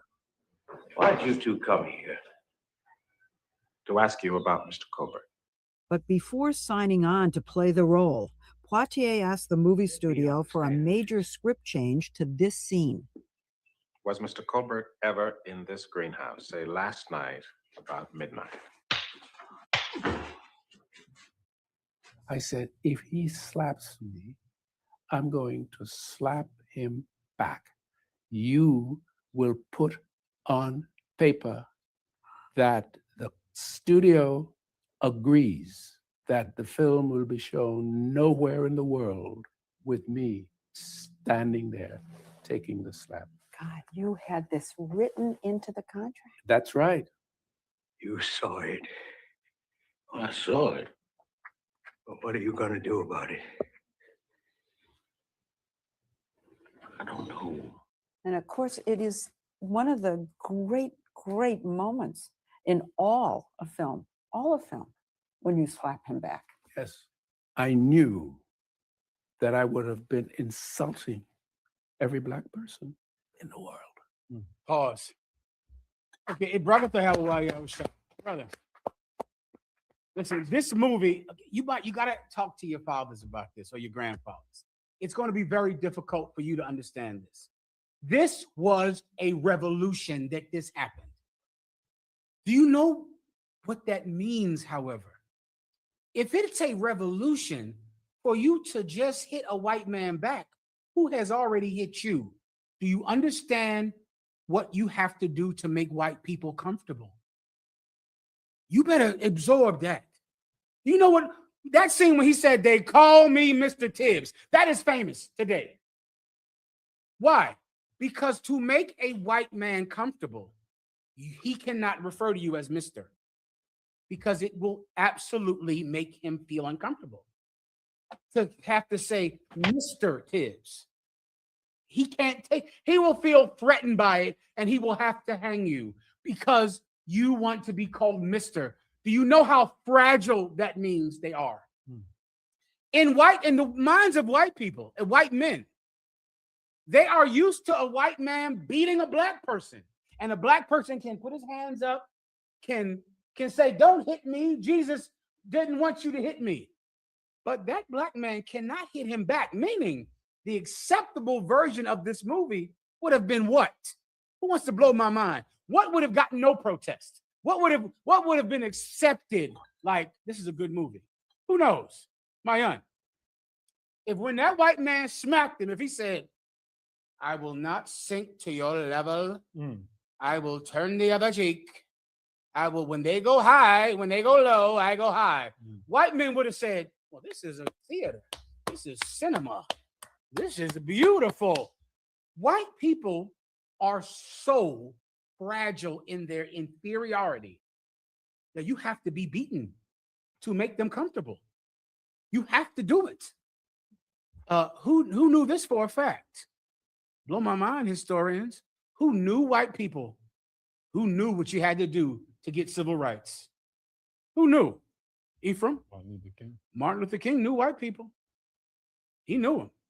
He said, we ain't never getting any civil rights unless we let them beat us. You have to let them beat you. And it worked. It worked. They just put the cameras on and they beat us and we sung songs and we got the right to vote until they took it, which is what they just did.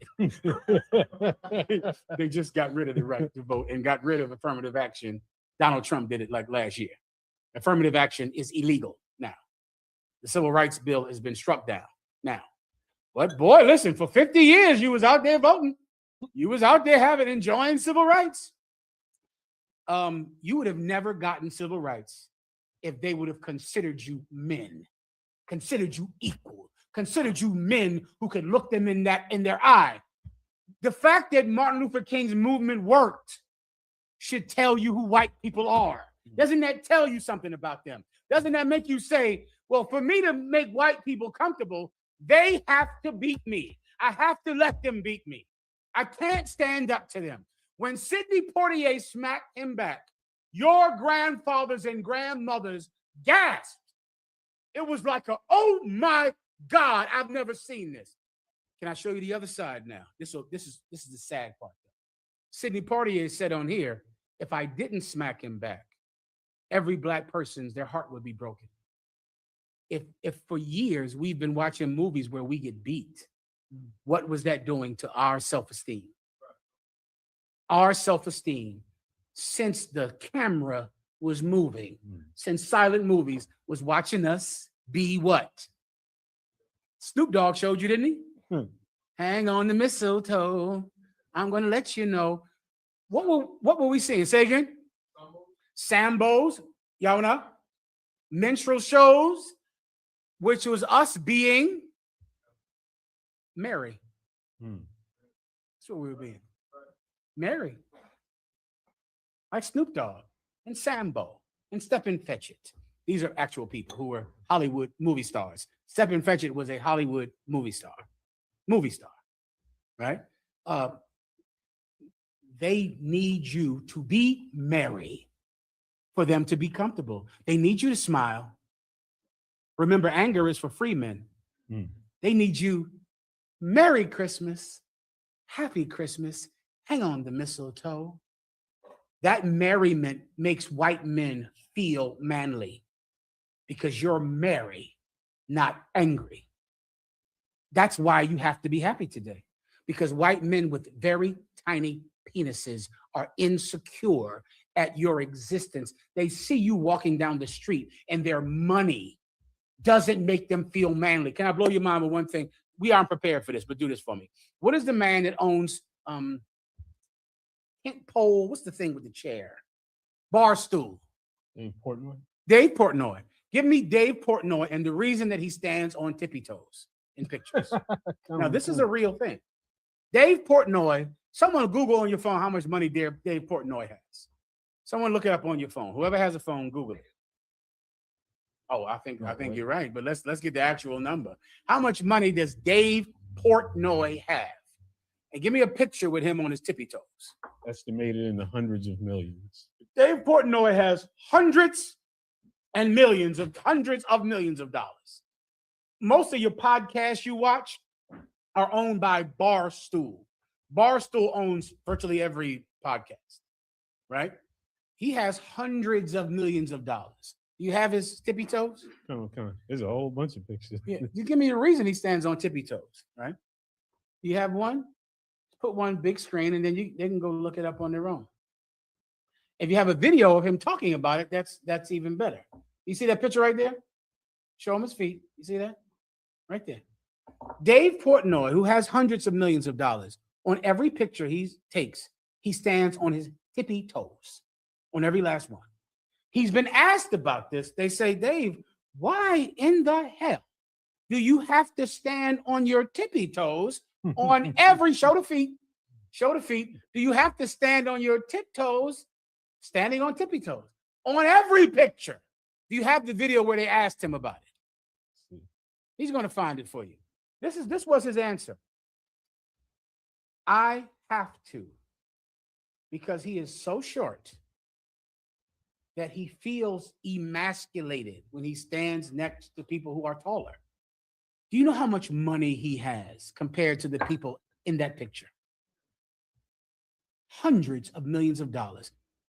I don't understand white people. I've endeavored to do it because it's part of my duty to understand white people. And I'm trying because I got to go to court with them. I got to talk to them. I got to deal with them. And I endeavor to understand their mind because being Black or Latino, what's the one thing that makes you feel insecure?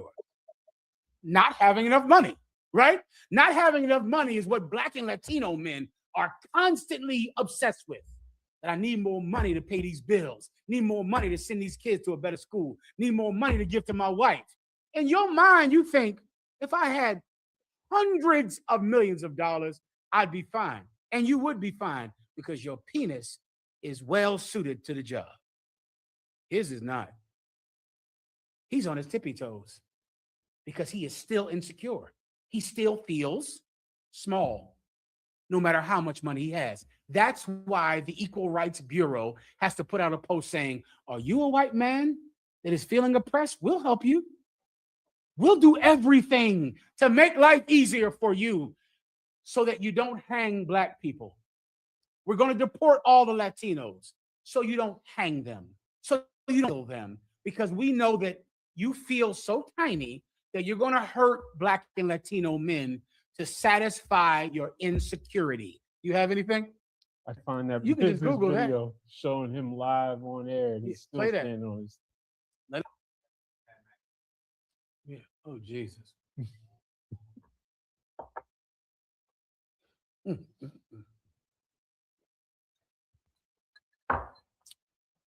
Well, that's white people, y'all. Okay. That's who they are. Give them a hand. Now go back to the videos. Come on.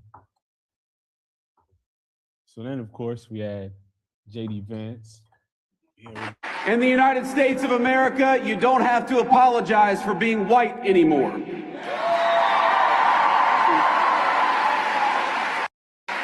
There was a Charlie Kirk rally. All the white supremacists came together at the Charlie Kirk rally. Merry Christmas, y'all. They all came together, and J.D. Vance said this. Play it again. In the United States of America, you don't have to apologize for being white anymore. For the life of me, I don't remember when in the hell did white people have to apologize for being white. I know that we couldn't even hit them back in a movie. I knew that. But when was this time where white men were apologizing for being white? White people have never apologized for being white. White people expect for you to be beaten in a movie and to not respond. That's what they. You don't believe me? I'll give you one more. Give me Eddie Murphy right now. This is a little more current to you, brothers and sisters. You're young. You might remember this. Go ahead and play it.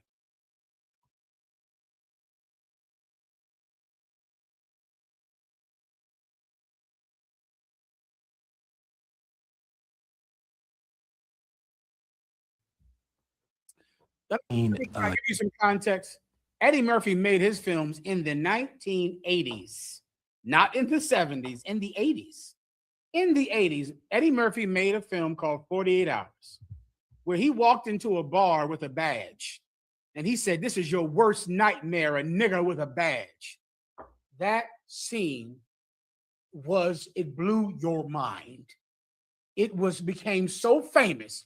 It was the most famous scene since Sidney Poitier in a movie. Sidney Poitier, because it was like, you had never seen this before. It was like a revolution to see it. If you were around watching 48 Hours, raise your hand if you heard of 48 Hours before. Do you know what scene I'm talking about? Raise your hand. Did you feel a feeling of, yeah, that's right. Raise your hand if you felt that feeling when you saw that scene. Yeah. You know what that means? That means you've been belittled all your life because you should have felt nothing from a black man going into a bar with a badge harassing white people. Surely white police officers harass blacks and Latinos every day. Every day. But here's a black person with a badge. Seeing him harass white people made you go, I love this movie. You better examine why you felt that. And this is what you didn't realize. What did white people feel when they saw 48 hours? You know what they felt? We better vote for somebody like Donald Trump. All these things, Sidney Poitier, Eddie Murphy, the false black person, Barack Obama, it made white people say, we better get a full out white racist in the White House because we're losing control. We better deport them. Why in the hell would Americans want to deport the Latinos who are the engine for the American agricultural economy? Everybody knows that. Because white people would rather have their egos satisfied than have food. They would rather have that. You can't have a restaurant industry without Latinos. You can't have farms without Latinos. You can't have the United States military without Latinos. They're willing to give all those up because they are sick of standing on their tippy toes next to you. Do you understand? They're tired of it. And they want you deported so that they can stand on the ground and not have to feel so small. Keep going. A young black person take charge in the white world.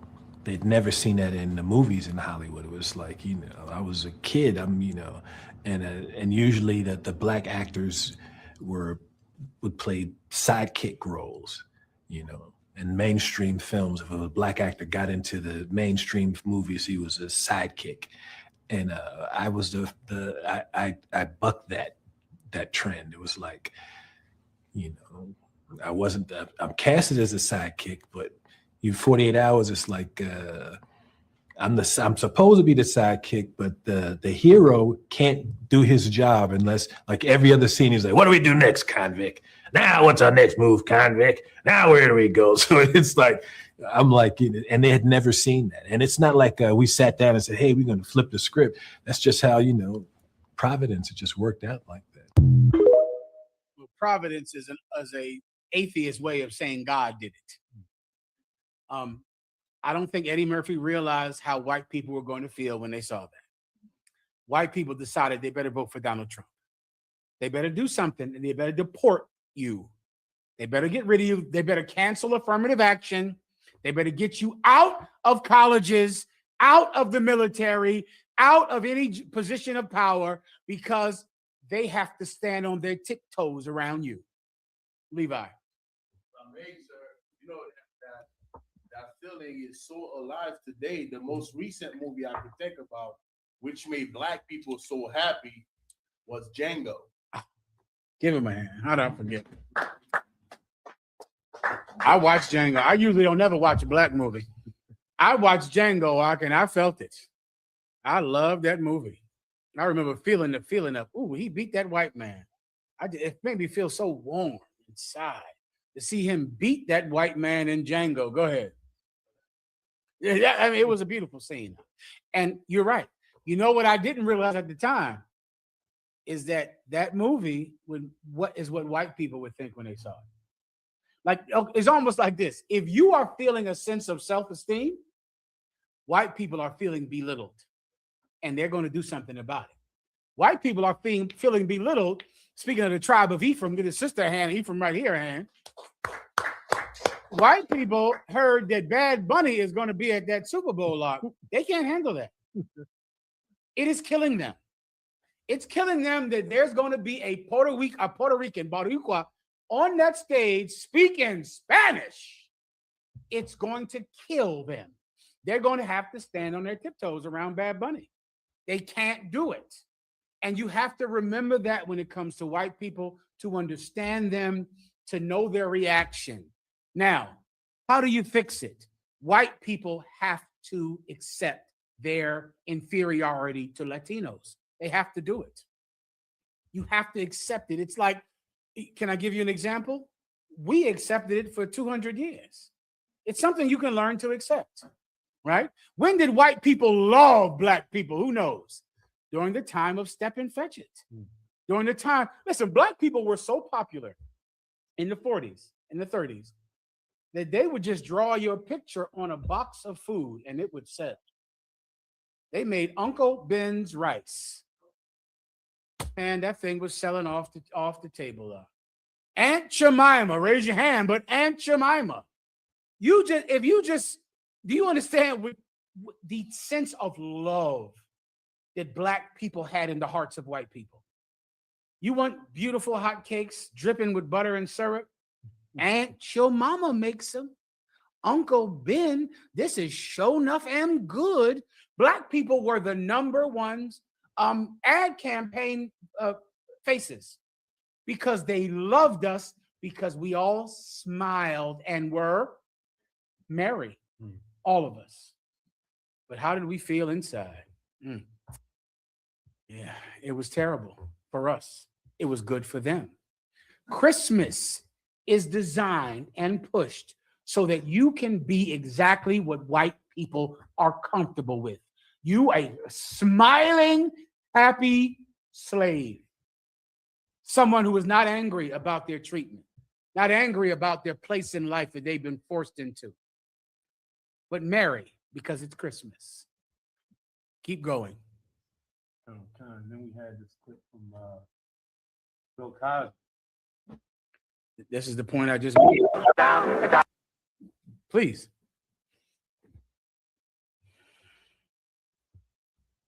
Good Christians, the whites out front, like to think the blacks out back were kind of happy.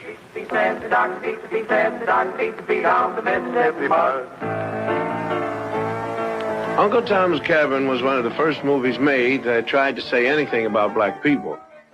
Uncle Tom was changed a little each time it was put on the stage, and all the parts were played by white actors. And by the time they made a movie of it in 1903, Uncle Tom was just the white man's idea of a good nigger. You might say he was what H. Rap Brown ain't. They made this picture 5 times. And by the time they finished with it, Mickey Rooney could have played Uncle Tom.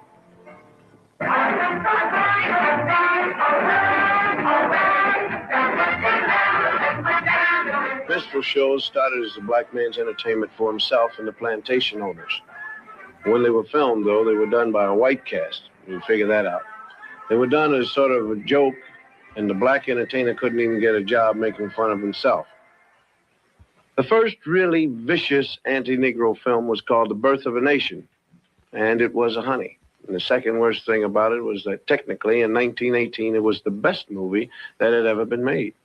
A cat named D.W. Griffith produced it, and he knew how. See? Birth of a Nation pretended to tell the story of the Civil War and what happened afterwards when the slaves were freed. White women couldn't walk on their own sidewalk, if you believe the picture.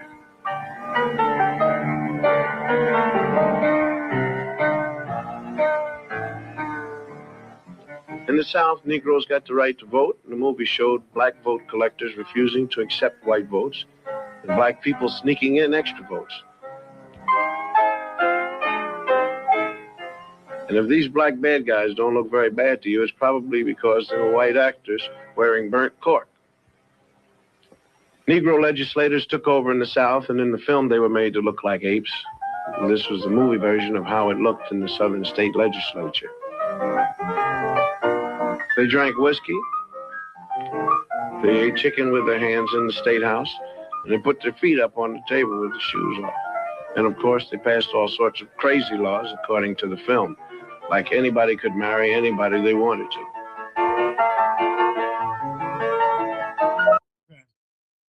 You notice, you got to watch this in white movies. The laws that the Negroes will pass is that you can marry anybody that you want to. White women can't walk down the street without being harassed. What is the fear in white men?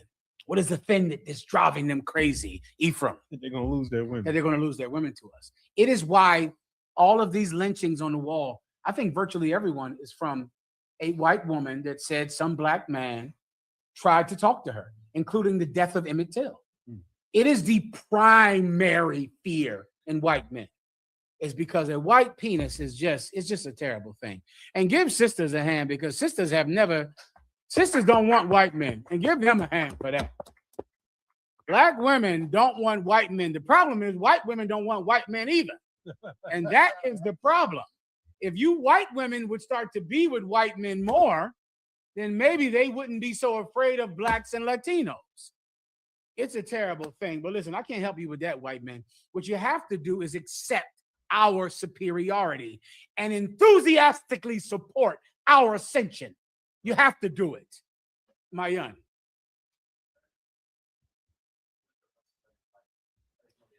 Give him a hand. Let me tell you about this movie here. This movie, when they said this was the best movie of its day, Woodrow Wilson, this movie was considered The Godfather Part 2.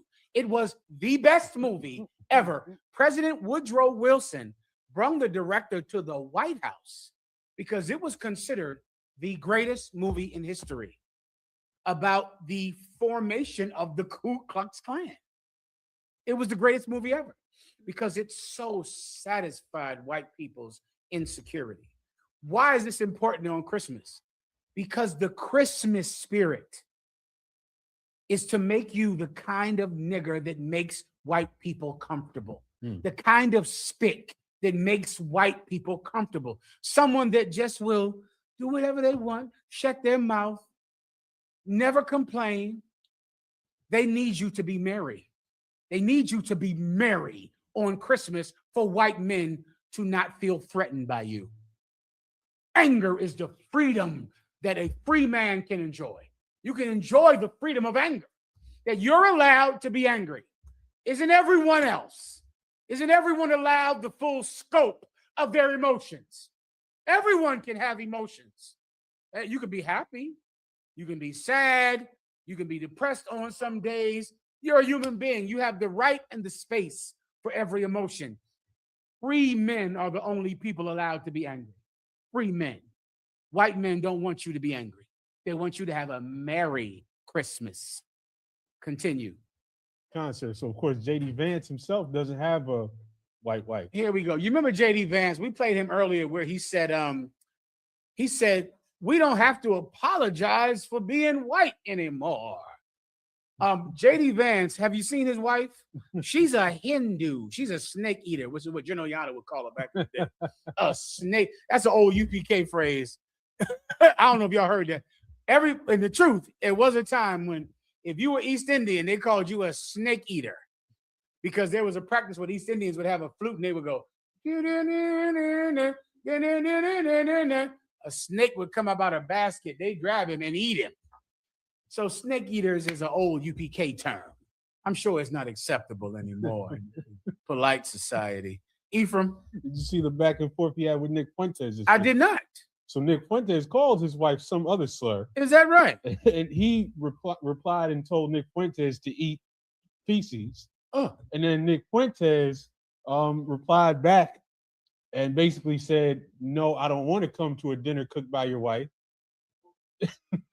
Damn. I just got it. He knows that East Indian food. Yikes. And that's where they're at right now. Well, let me tell you, if you want to, let me show you the other side of it. Give me how East Indian women view white men. This is something I just looked up because of the Vice President, J.D. Vance, and he has an East Indian wife. What do you have here? So we have this article. I almost feel like a god. From dating to business, white men are winning in India. White men in India are sexually superior to East Indian men. And there are so many articles on the internet about how East Indian women do not want Indian men. They want white men. This white man said he felt like a god when he went over to Bangladesh and India. He felt like a god. Why? Because over in India, the Indian women value money, not sexual prowess or being smooth or debonair or, being able to having the skill to talk to a woman. East Indian women want money and white men have money.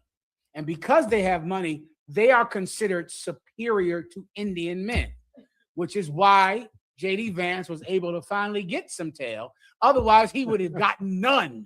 If he didn't go to India, he would have gotten no sex from anyone ever. Give me the other video. So then we had this screenshot from Quora on why most Indian American women prefer to date and marry white guys. This is once again showing you how JD Vance got a woman. Otherwise, he would have gotten no woman because most East Indian women prefer white guys. Go ahead. It says Indian men born and raised in America mostly marry white men, a few marry black men. Boy, oh boy. But those East Indian men, listen, they just terrible. They just horrible and terrible. I think they call them, what they call them among Benjamin? Coolies? Am I right about that? Coolies are just, you too hated. Coolies, nobody wants that. Nobody wants to have their house smell like curry every day, all the time, no matter what. Keep going. Colonel, sir. So then Erica Kirk brought out Nicki Minaj. Nicki Minaj is not black. Am I right? The brothers told me that. She's East Indian. She's a coolie. All right. Thank the Lord. Get that. Right? Nicki Minaj is a coolie, which means she's an East Indian woman. She, of course, show me first what Charlie Kirk said about her. Whatever you have keyed up is fine.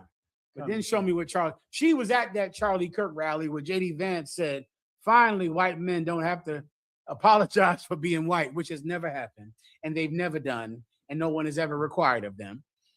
She was also there, and this is what happened. Go ahead. Here's Charlie Kirk a while back. This is before Minaj, Cardi B. Go ahead. I mean, Nicki Minaj, Cardi B. Okay, Nicki Minaj is causing dads to leave the home. Hold on a second. I don't think that's a good role model for 18-year-old black girls. I don't. Charlie Kirk, an accident happened to him. So he's no longer with us. Now, this is Nicki Minaj who came to a memorial celebration about him. Go ahead.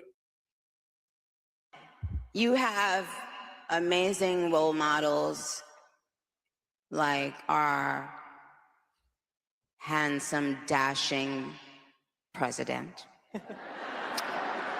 And you have amazing. Now, I'm trying to let you, brothers, y'all, when you're battling white men, because of the internet, and Commander General YAHANNA is going to send a lot of you brothers out there into the podcast world and the internet world. It won't just be Captain Dazar, Yakin, Katazar, and what's that brother down in D.C.?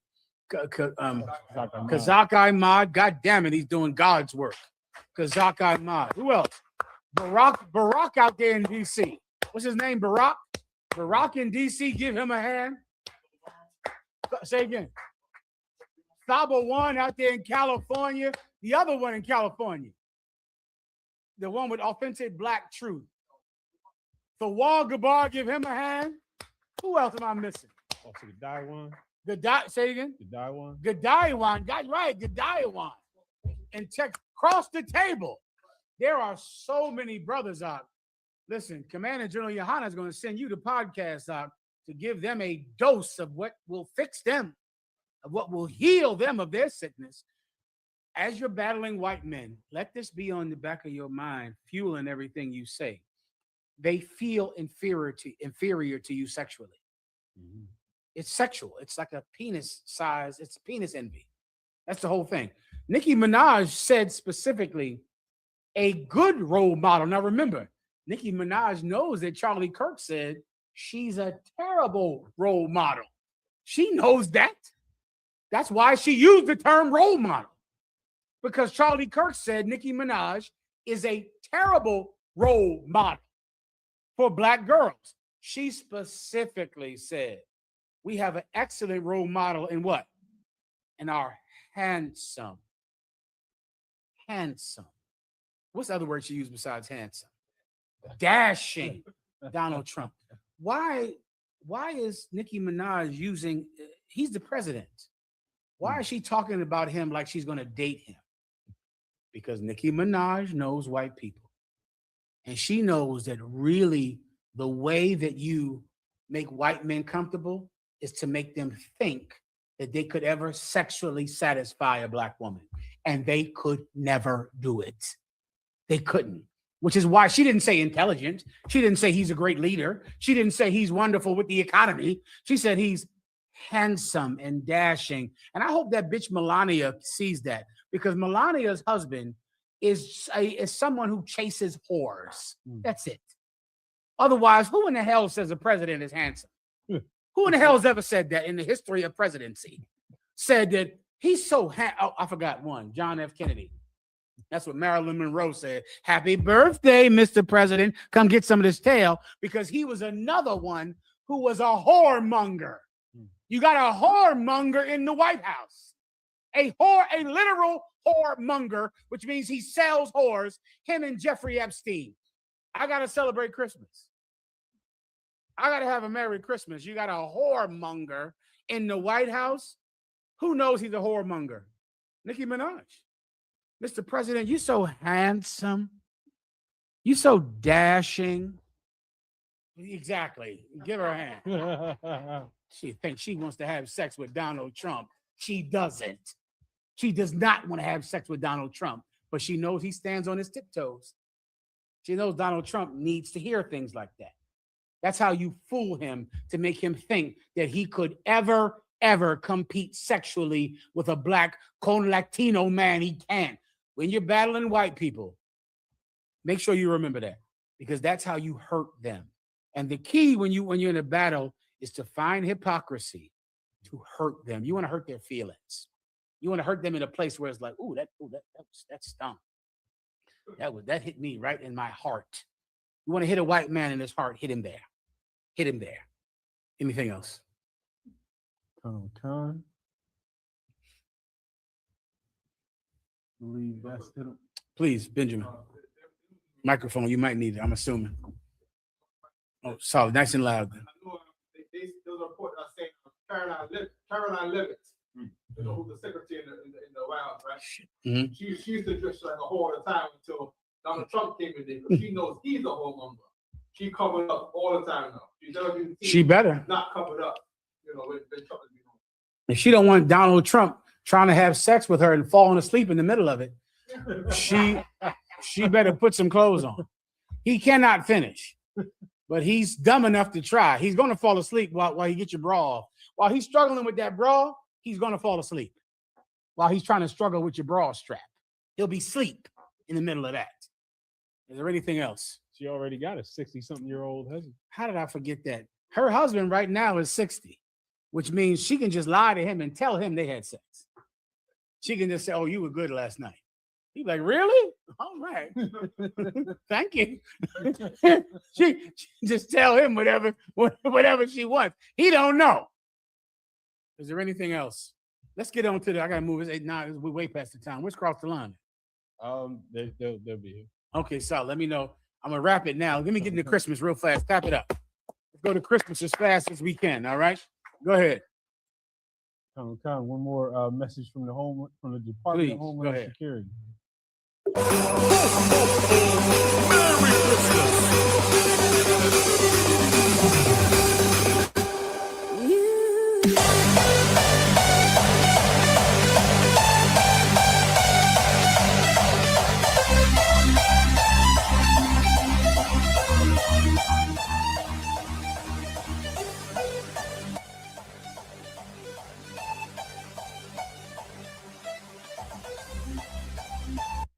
This is their white heaven after mass deportation. The Department of Homeland Security released this video of the celebration of the fun of deporting the bedrock citizens of America. The bedrock citizens. The people who are here trying to just earn the right to be accepted. The Latinos. It is terrible. And if you could understand why ICE is releasing videos like this on Christmas, then you should know that you should never celebrate Christmas, because our pain is laughable to them. They're laughing at us. How do you now in good conscience buy a Christmas gift? Don't you want to show them that you have integrity? That you have anger about how they're treating you? If not, you know what anger, if you don't want to be angry at ICE, if you don't want to be angry at the United States government, if you're not going to be angry at America for their treatment of the bedrock people who are here, Latinos, there are no people in America that are more worthy of mercy than Latinos. No one. They came here and fought to be here, swam across a river, sold everything they have, did everything they could to provide a better life for their children. They're the best parents, man. The best parents. I think about some of the parents from Black people. You know, right here, we're in New York tonight, right? I was traveling to take Mayan, give Mayan a hand. He's in here tonight. He went out to Kutztown. Mayan goes to college. He's in college up in Kutztown University, way up north, right? And as I'm driving to drop him off, I'm seeing stars on houses. I mean, giant 7-foot, 6-foot stars. And I saw so many of them. I said, Mariana, whoever, I said, what in the hell are all these stars up here? What's these stars? It was so many stars. And then I remembered that when I went out to see Captain Azaniah in Syracuse, New York, I saw stars on houses. And I went, why are they just big stars on these houses? I remembered that I saw the same stars when I went to Syracuse to see Captain Azaniah. After I dropped my aunt off, I went and researched it. And the research said that it is a tradition that now is simply because of aesthetic reasons, and it's now just something they like. But houses in the north, houses closer to Canada, have stars on their houses to signify the North Star. Because there was a time when people would hang a blanket on a clothesline with a star on it. They would put a star on their house so that slaves escaping the South would know this way is north. To this day, you can Google it. There are houses with stars on them in Syracuse, upstate Pennsylvania, upstate New York. And I thought about those people that would put a star on a blanket, sew it into a blanket, hang it on a clothesline, put a star on their house, lie and say it was for decoration, knowing it was for wonderful parents that wanted to escape slavery. It was for good people. There were heroes that put a star on their house so that slaves could know this is the way north. This is the way north. How do you now think that you could treat Latinos the way you're treating them? When you're Black, don't you know there were people that risked their lives by putting a North Star on their house for your grandparents? For your grandparents to be able to escape Mississippi, escape Alabama, escape Virginia. Now you see Latinos are suffering. Let me tell you, Latinos out there something. There are Black people that know that we are family.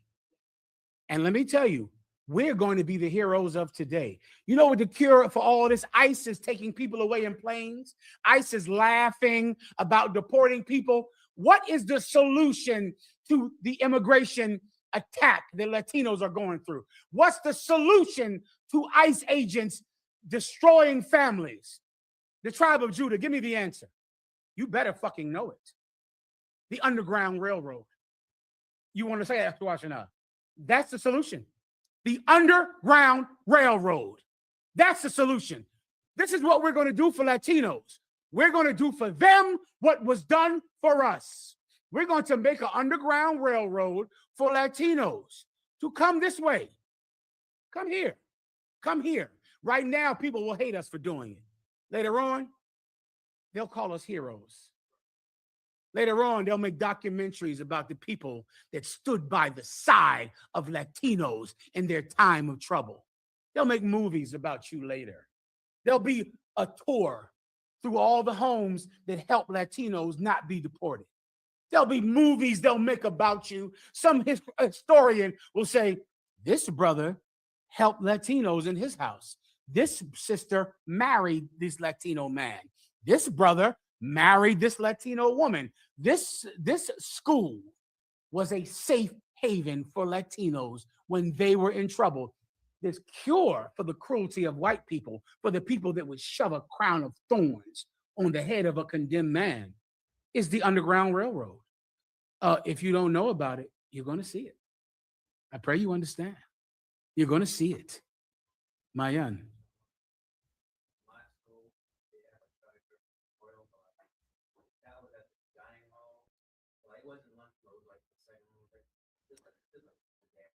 Of course, they have, Mayan is just saying in his school, they had a Charlie Kirk memorial. They have to, Mayan. They have to do it. Don't problem. They're insecure. That's all. They have to love Charlie Kirk because Charlie Kirk could only get a woman because she couldn't get a job unless she married him. Go look up how Charlie Kirk met his wife. You'll realize why those small penis white men on your school have a Charlie Kirk memorial. Everybody understands. Come on. Do I need my precepts now, or is there more Christmas? So I got the precepts for you. Give me First Peter 5 and 7. Everyone go to your Bible. Because blacks and Latinos have suffered so much pain here in America and so much poverty, a holiday that is built around excess and economics and money will make you depressed. Because here we are at a holiday that is built around the economy, that is built around buying things. Those poor brothers, I don't know who made that Kwanzaa. They tried the best they could. I forget the name of that cat that invented Kwanzaa. He tried the best he could to make Kwanzaa. Kwanzaa never took hold in the black community. Am I telling you, brothers and sisters, something you don't know? Black people never accepted Kwanzaa. But I understand why they did it. They made a holiday about making the gift, making some soap, making some old wooden candle. Black people don't want none of that shit. You got a holiday about making things.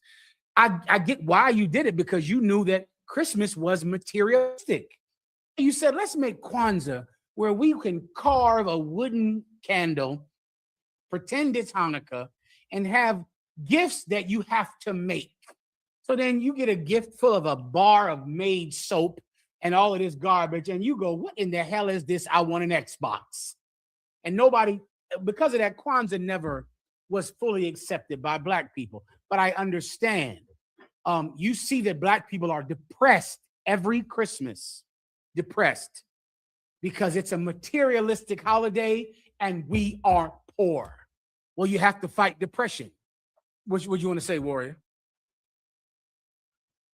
They said to make Kwanzaa because black people knew that Christmas was evil, but they didn't know what to replace it with.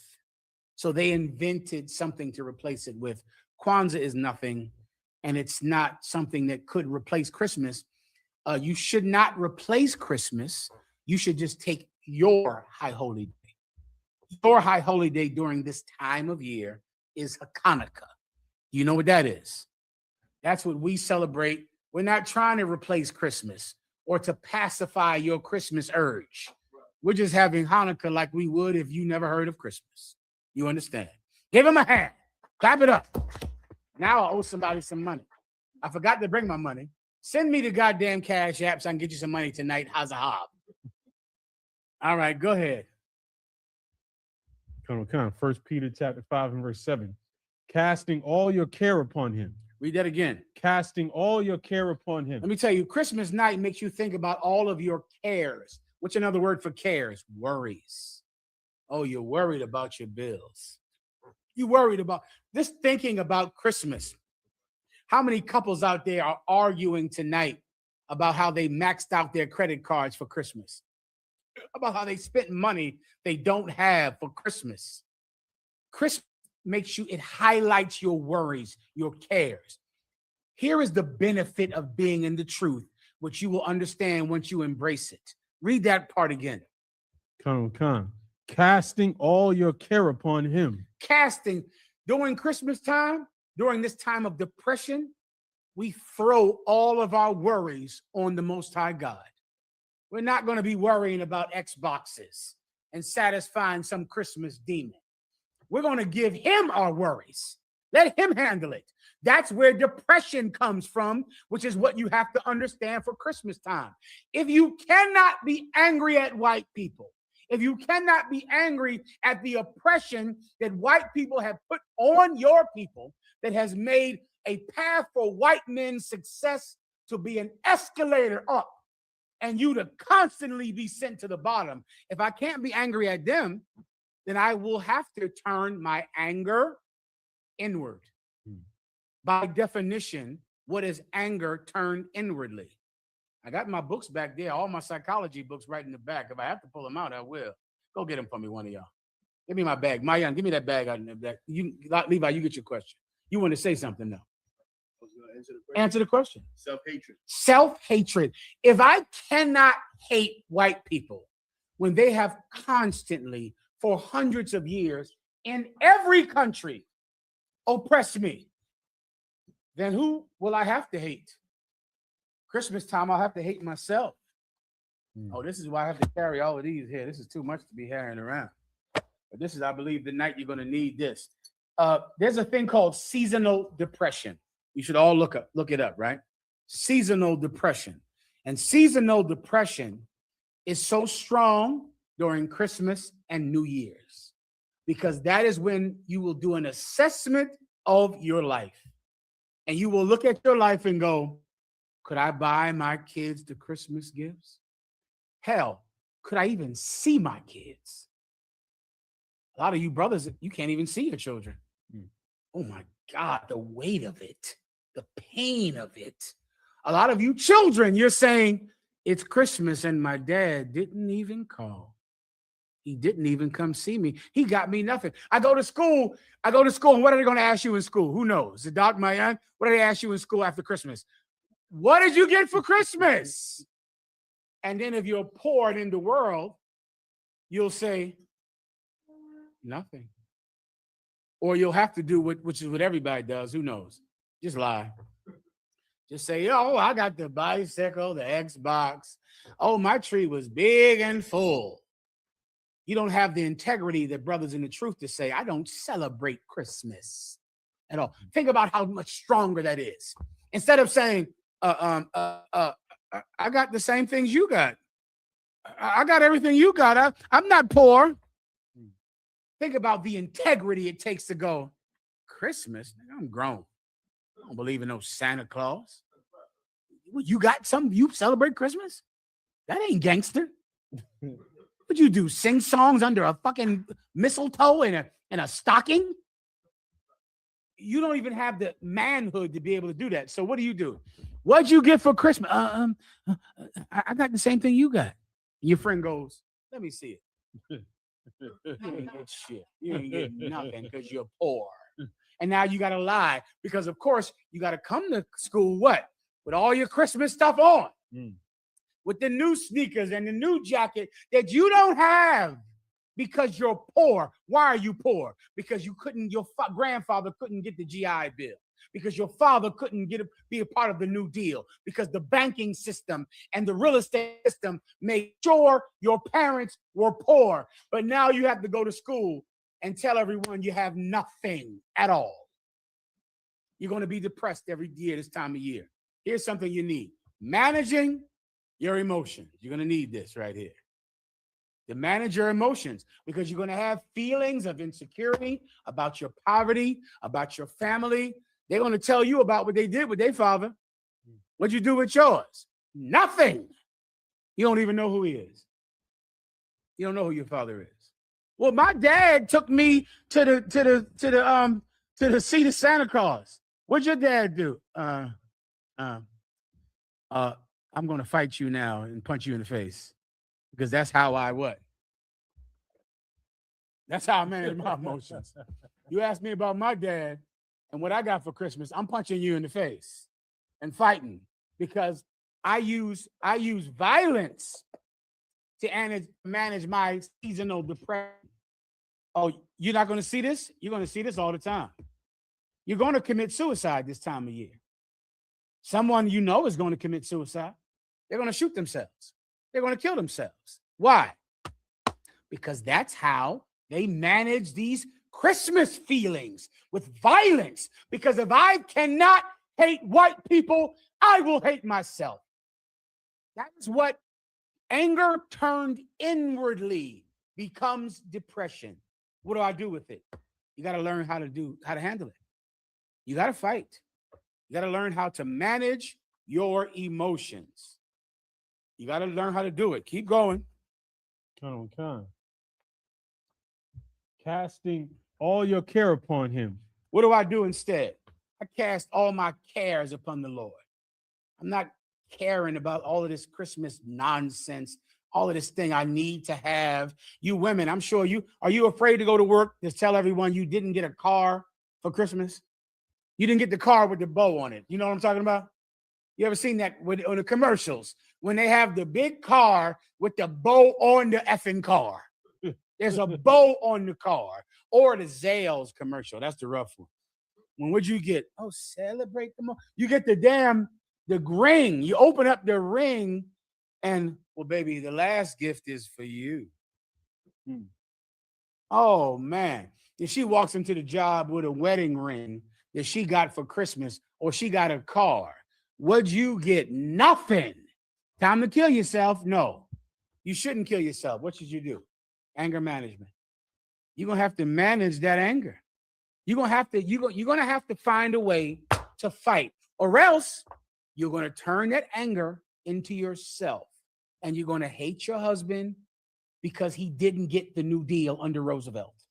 Because he couldn't get the house because he was barred from getting it. He didn't get the GI Bill because he was barred from getting it. You're gonna hate your husband because he's black, because he's Latino, because he didn't get the benefits that white men get, and now they stand on their tiptoes with $200 million. You're going to hate him for that. You're going to have to fight depression this time of year. Keep going. For he careth for you. For he does what? For he careth for you. For he does what? For he careth for you. You got to remember that. The Most High God cares for you. He loves you. Don't kill yourself. Don't do it. Don't harm yourself. Don't think of some permanent solution to a temporary problem. This will pass. Everything passes. Don't you know what Don't you know what stock you come from? Who are your people? You're from the tribe of Ephraim, the Puerto Ricans, the West Indians, the tribe of Judah, Levi. Do you know what your people have endured? My God, are you Haitian, Levi? Do you know what the Haitians have survived? It's pain that is, you can't even count it or understand it. Your people, the Haitians, have survived that pain, and they are still here. The Puerto Ricans, do you know, have you heard the stories of what has happened to your people? You're still here. You're here. The West Indians. You are here after pain that someone would make a movie about. Tragedy, death. Don't you understand? If you're a Black or Latino woman, it is common for you to lose your children. Common. It's not strange. You're shocked if your children survive. I remember, I'm from the tribe of Judah, and I remember knowing I would die before 24. Knowing it like it was a guarantee that I would not make 24. And I was not alone. Everybody thought that. Everybody thought, well, we ain't going to live. We're going to die, 24, we'll be dead. So F it. We're going to die anyway. Let's just do it. We're here. You can survive Christmas. Look at what your grandmother survived. Look at what your grandfather survived. Do you think that this year's Christmas is going to take you out? It will not. No puedo. It can't. It will not destroy you. You have to fight it. You're going to have to harness the courage in your bloodline, the courage that your people have had for thousands of years. And you're going to harness it. You're going to use it, and you're going to lay your cares on the Most High God, and he will carry them for you. Continue. Come. Verse 8. Be sober. Be what? Be sober. Be what? Be sober. What makes so many people kill themselves during Christmas? Drunkenness. Drugs. They're going to be, right now, they're high somewhere. High. Drunk out of their minds, believing that these drugs and drogas y alcohol will stop them from having this pain, to stop them from having this terrible pain, and it doesn't work. It doesn't work at all. And you'll realize that tonight. If you want to fight the Christmas demon, be sober. Get your mind right. Think about yourself tonight and